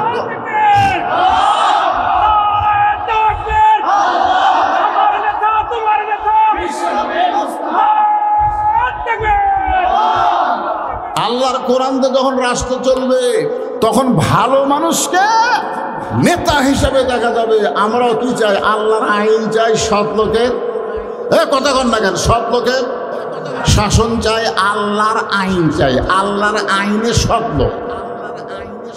বদ লোক যায় ওটি পারবি না তো, কারণ খুব ঠেলা আছে। তো এখন এতক্ষণ পর্যন্ত আল্লাহর কোরআন দিয়ে রাষ্ট্র চললে একজন নেতা কেমন হবে সেটা আপনারা শুনলেন। এখন আল্লাহর কোরআন দিয়ে যখন রাষ্ট্র চলবে, তখন একজন কর্মী কেমন হবে, কর্মীরা তখন কেমন হবে, এটা আমাদের জানার দরকার আছে না নাই? আল্লাহর কোরআন দিয়ে যখন রাষ্ট্র চলবে, তখন প্রত্যেকটা মানুষ কেমন হবে এটা নিজের চোখে দেখার জন্যে দিয়ে দেন। আর আপনি যদি আরো টাকার দরকার আছে তাহলে আদায় করি। 40টা হয়নি, দেয়নি, ভাগ্যে নাই, বাপ মা মরে গেছে, সয় সম্পত্তি ফেটে খাচ্ছে, বাপ এখন যা হয়। একটা মরা বাপের জন্যে, মায়ের জন্য যে সন্তান একটা কোরআন শরীফ দিবার পারে না, উনি যখন মরে যাবি তোর ওর গোরস্থান ওর বেটা কি বানাবে জানেন? বাগুন বাড়ি বানাবে। আমার এলাকার গোরস্থান, হুজুর গোরস্থান খামাকা ফেলাতে কি হয়, আমি আলু বাগর লাগাই, হুজুর লাগা ফেলাতে কি হইব, জায়গার দাম নেই। হ্যাঁ, একটু মনোযোগ দিয়ে শোনেন, একজন কর্মী কেমন? আপনারা যারা বসে আছেন আপনারা সকলেই হবেন কর্মী। সুবহানাল্লাহ বলেন। অর্ধ জাহানের খলিফা হযরত ওমর ছদ্মবেশে মদিনার অলি গলি ঘুরতেছে, একটা কর্মী দেখার জন্য। হঠাৎ হযরত ওমর দেখতে পায় বিস্তীর্ণ মরুভূমির মধ্যে একজন রাখাল উট আর দুম্বা চড়ায়। হযরত ওমর শুধুমাত্র আল্লাহর কোরআন দেখার জন্য, শুধুমাত্র কোরআনটা কেমন, কোরআন কাগজে লেখা একটা কিতাব না, কোরআন হলো বাস্তব জীবনে আমল করার একটা গ্রন্থ। ধরে কোন ঠিক কিনা? রাখালকে সালাম দিয়ে বললেন, রাখাল ভাই, আমার পেটে ক্ষুধা লাগছে, আমি উটের এক পেয়ালা দুধ চাই। রাখাল মুচকি মুচকি হাসে। ওমর ফারুক বলে, রাখাল, আমি তোমারে সালাম দিলাম, উটের দুধ চাইলাম, আর তুমি মুচকি মুচকি হাসো। রাখাল বলে, তোমার সালামের উত্তরও দিব না, তোমাকে উটের দুধও দেওয়া যাবে না। ওমর ফারুক বললেন, আমার অপরাধ কি? রাখাল বলতেছে, তোমার অপরাধ হলো আগে তোমার পরিচয় দাও। ওমর ফারুক চিন্তায় পড়ে গেলেন যে আমি অর্ধ পৃথিবীর খলিফা হইয়া ছদ্মবেশ ধারণ করে আল্লাহর কোরআন দেখতে চাই, আর এই বেটা বলতেছে আপনার পরিচয় না দিলে আপনার সালামের উত্তর দিব না, উটের দুধ দিব না। আমি এখন কি পরিচয় দিব? আমি কি পরিচয় দিব? এমন সময় আল্লাহর কোরআন এসে বলতেছে, ওমর, রাখাল যখন তোমার পরিচয় চাইছে, তুমি আসল পরিচয় দাও। তোমার আসল পরিচয় হলো মিল্লাতা আবিকুম ইব্রাহিম ওয়া সাম্মাকুমুল মুসলিমিন। কি বুঝলেন? আসল পরিচয় বলল শীত, আসল পরিচয় বক্তা, আসল পরিচয় ইমাম, আসল পরিচয় বীর মুক্তিযোদ্ধা, আসল পরিচয়ের কন্ট্রাক্টর। এগুলো আসল পরিচয় না, এগুলো হলো ভেজাল পরিচয়। আসল পরিচয় হলো আমরা মুসলমান। যখন আসল পরিচয় কি? আল্লাহ কোরআনে কি বলেছে? এমপি না হয়ে মরো না, চেয়ারম্যান না হয়ে মরো না, ডাক্তার না হয়ে মরো না, এই কথা আল্লাহ বলেছে। আল্লাহ বলেছে, লা তামুতুন্না ইল্লা ওয়া আনতুম মুসলিমুন, মুসলমান না হয়ে মরিও না। তাহলে দুনিয়াতে যারা পরিচয় মুসলমান দিবে, মরার সময় তারা মুসলমান হয়ে মরতে পারবে। ধরে কার কথা ঠিক কিনা? এই মুহূর্তে যখন বলবো আমাদের আসল পরিচয় কি, আপনারা সকলে জবান করে বলবেন মুসলমান। যারা বলবেন না তাদের কান্দের ফেরেশতা। তোমার দুই কান্দে দুই কি? দুই কান্দে দুই মোহরি, লেখিতেছেন ডায়েরি, দলিল দেখে রায় দিবে, টাকা পয়সার নাই কারবার। কেরামান কাতিবিনা ইয়ালামুনা মা তাফালুন। আমাদের আসল পরিচয় কি? এতগুলো মুসলমান থাকতে আপনারা এই স্লোগান দিলেন। ফেরেশতারা বলতেছে, আল্লাহ, আমরা তোমার কোরআনের মাহফিলে গেলাম, তোমার বান্দার পরিচয় দিল আমরা মুসলমান। আল্লাহ বলে, যত গুনাহগারী হোক না কেন, আমি তাদের নাম জান্নাতি হিসাবে কবুল করে নিলাম। কেন সাহস করে বলা যায় না কি? যত বড় গুনাহগার হই আমরা মুসলমান। এই ব্যাপারে কোনো সন্দেহ আছে নাকি? সন্দেহ আছে? তাহলে আমাদের আসল পরিচয় কি? আরো জোরে, জোরসে বলুন। জোর হলো না? মাশাআল্লাহ। ওমর ফারুক বলতেছে, রাখাল, আমার আসল পরিচয় হলো আমি একজন মুসলমান। রাখাল বলতেছে, আসল না নকল? এইবারই তো ওমর ফারুক ধরা খাচ্ছে। মুসলমান তো মুসলমানই, এর মধ্যে ওর আসল নকল কি? আসল মুসলমান তারা মাগরিব এশার নামাজ পড়ে ওয়াজ শুনতেছে, যা মাগরিবও পড়েনি, এশাও পড়েনি, ওই ফজরও পড়বি না, ওই যতই মুসলমান মিছিল করুক কাম হবে না। কারণ রাসূল বলেছেন, লা সালাতা লা ঈমানা, যার নামাজ নাই তার ঈমান নাই। লা সালাতা লা দীনা, যার নামাজ নাই তার কোনো ধর্মই নাই। বাইনাল আবদি ওয়াল কুফরি তরকুস সালাত, বান্দা আর কাফেরের মধ্যে পৃথক করার জিনিসটার নামই হলো নামাজ।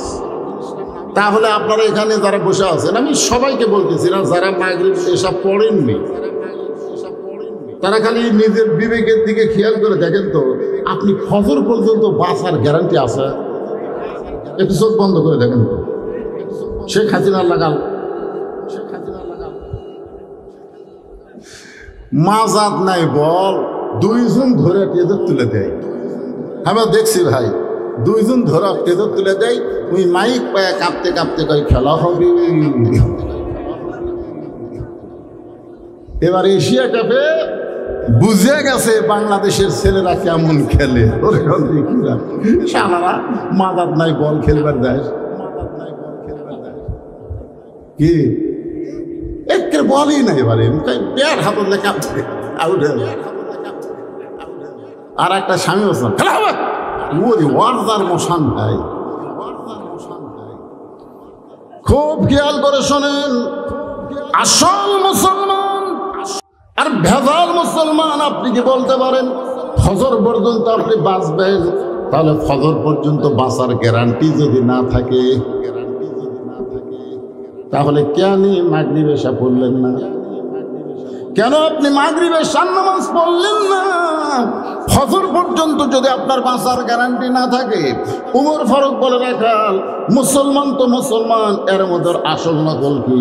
রাখাল বলতেছে আসল মুসলমান যারা হবে তারা সাওয়ার ব্যাপারে সতর্ক থাকবে, দরকার হলে ফাঁসির মঞ্চে যাবে, কিন্তু রাষ্ট্রপতির কাছে বাঁচার দরখাস্ত লিখবে না। এরকম আসল মুসলমান বাংলাদেশে আপনারা দেখেননি? মতিউর রহমান নিজামী নাম শুনছেন? তাকে এসে বলতেছে উকিল সাহেব, স্যার আপনি হলেন একটা দলের আমির, আপনি যদি রাষ্ট্রপতির কাছে বাঁচার দরখাস্ত লেখেন আর রাষ্ট্রপতি যদি আপনার দরখাস্ত মঞ্জুর করে, তাহলে আপনার ফাঁসি কার্যকর হবে না। লেখেন তো স্যার একটা বাঁচার দরখাস্ত। মতিউর নিজামী মুচকি মুচকি হাসে। উকিল বলে হাসেন কেন?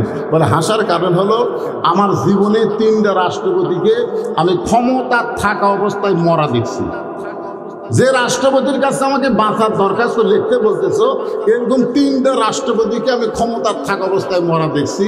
একটা হলো শেখ মুজিবুর রহমান, একটা হলো জিয়াউর রহমান, একটা হলো জিল্লুর রহমান। যারা ক্ষমতা থাকতে নিজেরাই মরে যায়, তাদের কাছে কোনো ইমানদার জীবন ভিক্ষা চাই না। ধরে কোন কথা ঠিক কিনা? কথা মানে একটু মনোযোগ দিবেন। আসল মুসলমান যারা হবে তারা কোনোদিন বলবেন আমার দয়াল বাবার দরবার এতে কেউ ফিরে না খালি হাতে। বাবা যদি কিছু দেয়, বাবা যদি কিছু দেয় বাবাকে। একটু মনোযোগ দিবেন।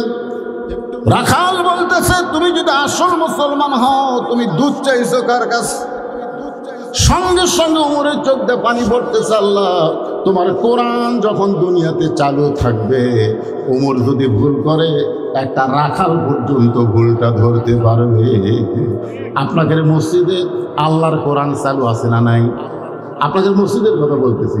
ইমাম সাহেব টাইটেল পাস, দাওরা পাস, এতদিন আসরের নামাজ 4 রাকাত পড়াছে, কিন্তু আজকে 3 রাকাতে বসে গেছে। এতদিন কয় বৈঠক দিছে? 2 রাকাত পরে 1 বৈঠক, 4 রাকাত পরে 1 বৈঠক। কিন্তু আজকে ইমাম সাহেব 3 রাকাত যেই বলছে, 4 নম্বর কাতার থেকে এক ভ্যানালা অটো ভ্যান চলায়, তুমি আবার বলছো আল্লাহু আকবার। ইমাম সাহেব বলতেছে তুই যতই লোক মাদে হ্যাঁ লোক মারে, এতদিন পড়াছি 4 রাকাত, আজ 3 রাকাতেই বসে থাকবো। আমি ও মো না, দরকার হলে দিনের ভোর রাতে দেবো, মানুষ না আসলে ডেমি দিব, তাও আমি ক্ষমতা ছাড় মো না। এই মনে করে যদি মসজিদের ইমাম বসে থাকে, আপনারা বলেন তো মসজিদের মুসল্লি ইমামের পক্ষে হবে না ভ্যানালার পক্ষে হবে? কেন ভ্যানালার পক্ষে হবে? যে মসজিদ ইমাম তোর বাপের আইন চলে না, মসজিদে আল্লাহর আইন চলে। ঠিক মতো নামাজ পড়াবি তো পড়াবি, না পড়ালে তোরে বাদতে নতুন আর একটা নেতা ইমাম নিয়োগ দিব। তোর কোন কথা ঠিক কিনা? মসজিদে আইন চলে কার? আরো ধরে বলে হ্যাঁ, নিজের চোখে দেখছি ভাই, ডান পাশে আওয়ামী লীগ, বাম পাশে বিএনপি, মাঝখানে জামাত। নিজের চোখে দেখছি। ইমাম সাহেবের মায়ের অসুখ, এখন ইমাম সাহেব সেদিন মসজিদে আসেনি, এখন এরা 3 জন মুসল্লি খালি ঘড়ির দিকে তাকায় আর কয় কেরে হুজুর চাইলেন আজকে নামাজ পড়াবি কে? জামাত ইসলামের লোক বলতেছে ভাই আপনি আওয়ামী লীগ, আপনারা ক্ষমতা আছেন, আপনি সামনে যান। আওয়ামী লীগ দুটার গুটাতে আগলা এই কাতার ছাড়া আমার সামনে যাওয়ার উপায় নেই। তো বিএনপি বলতেছে ভাই তাহলে আপনি বেশি কথা কস না, তো আকামত দিচ্ছে যা। জামাত ইসলাম বলতেছে তাহলে আমি যাই। আল্লাহর ঘরের মধ্যে যে সামনে যাওয়ার পারে, বাহিরেই তারা আল্লাহর দল করে। জোরে থাকবে। ঘরটা হলো কার? আইন চলতেছে কার? ওমর ফারুকের চোখটা দর দর করে পানি পড়তেছে। যে আল্লাহ রাখালের মধ্যে কোরআন থাকার কারণে আমি উমর যে চাওয়ার ব্যাপারে ভুল করেছি, রাখাল ধরবার পারছে। ওমর ফারুক এখন স্যারেন্ডার করে বলতেছে, ও রাখাল ভাই, চাওয়ার ব্যাপারে আমার ভুল হয়ে গেছে। রাখাল মুসকি মুসকি হাসে আর বলে, ভুলটা যখন স্বীকার করেছ তাহলে আল্লাহ তোমাকে তওবা করার সুযোগ দিয়েছে। আপনি যত পাপ করেন না কেন, সারা জীবন আপনি বেনামাজি হয়েছেন, আজ থেকে যদি আপনি নিয়ত করেন আল্লাহ ফজর থেকে আমি আর নামাজ বাদ দেব না, আল্লাহ বলে, পাগল রে, যত নামাজ না পড়ার পাপ হয়েছে এই নিয়ত করার সঙ্গে সঙ্গে আমি আল্লাহ তোর জীবনের গুনাহ মাফ করে দিলাম। এই শব্দের অর্থের নাম হলো তওবা। তওবা মানে ফিরে আসা। উমর ফারুক বলতেছে, রাখাল ভাই আমি তওবা করতেছি। রাখাল বলে, তুমি মূর্খ মানুষ, তুমি তওবা কেমনে করবা? উমর ফারুক বলে, আমি মূর্খ, তুমি কেমনে কও? বলে, চাওয়ার ব্যাপারে যে সতর্ক হয় না সে হলো দুনিয়ার সবচাইতে বড় মূর্খ। এবার রাখাল হযরত উমরকে তওবা পড়াচ্ছেন, আস্তাগফিরুল্লাহ। যারা মাগরিব এশার নামাজ পড়েননি অথবা যারা এশার নামাজ পড়েছেন সকলেই আমরা তওবা করব, কারণ যেভাবে নামাজ আদায় করা দরকার আমরা সেইভাবে পারি নাই। আর যারা পড়ি নাই তারা তো পড়িনি, মারাত্মক ভুল করেছি। এই যে সবাই মিলে আমরা তওবা করতেছি, সকলে আমার সঙ্গে পড়েন, আস্তাগফিরুল্লাহ। পড়ো যুবকেরা, সবাই পড়ো বাবা। আস্তাগফিরুল্লাহ রব্বি মিন কুল্লি জামবি ওয়া তুবু ইলাইহি লা হাওলা ওয়ালা কুওয়াতা ইল্লা বিল্লাহিল আলিয়্যিল আযীম। ওমর ফারুক তওবা করার পরে বলতেছে, ও রাখাল ভাই, আল্লাহর হস্তে উটের এক পেলা দুধ দাও। ও রাখাল ভাই, আল্লাহর হস্তে উটের এক পেলা দুধ দাও। রাখাল মুসকি মুসকি হাসে। ওমর ফারুক বলে, রাখাল আবার হাসতেছে কেন? রাখাল বলে, তওবা করার পরে তুমি আবার মুনাফিকি করলে, লিমা তাকুলু মা লা তাফালুন। আল্লাহু আকবার। রাখাল বলতেছে হযরত ওমরকে, তোমার মুখের সাথে মনের মিল নেই, তুমি সত্যি করে বলো তো, আমি কি উটের মালিক? আমি যদি উটের মালিক হইতাম তুমি আমাকে রাখাল বললা কেন? আমাকে যখন রাখাল বলেছো তখন তোমার মন বলতেছে আমি উটের মালিক না। আর মালিক বাদ দে, রাখালের কাছে চাইলেও রাখাল দিবার পারবে না। ও পথিক, সত্যি যদি আল্লাহর হস্তে উটের এক পেলা দুধ চাও তাহলে এখান থেকে ওই যে মালিকের বাড়ি, ওই মালিকের বাড়ির দরজা যাও, ওই মালিকের বাড়ির দরজা গিয়া বলো, মালিক তোমার রাখাল উট আর দুম্বা চড়াই। তুমি মালিক যদি হুকুম দাও তাহলে রাখাল আল্লাহর হস্তে উটের এক পেলা দুধ দিবে।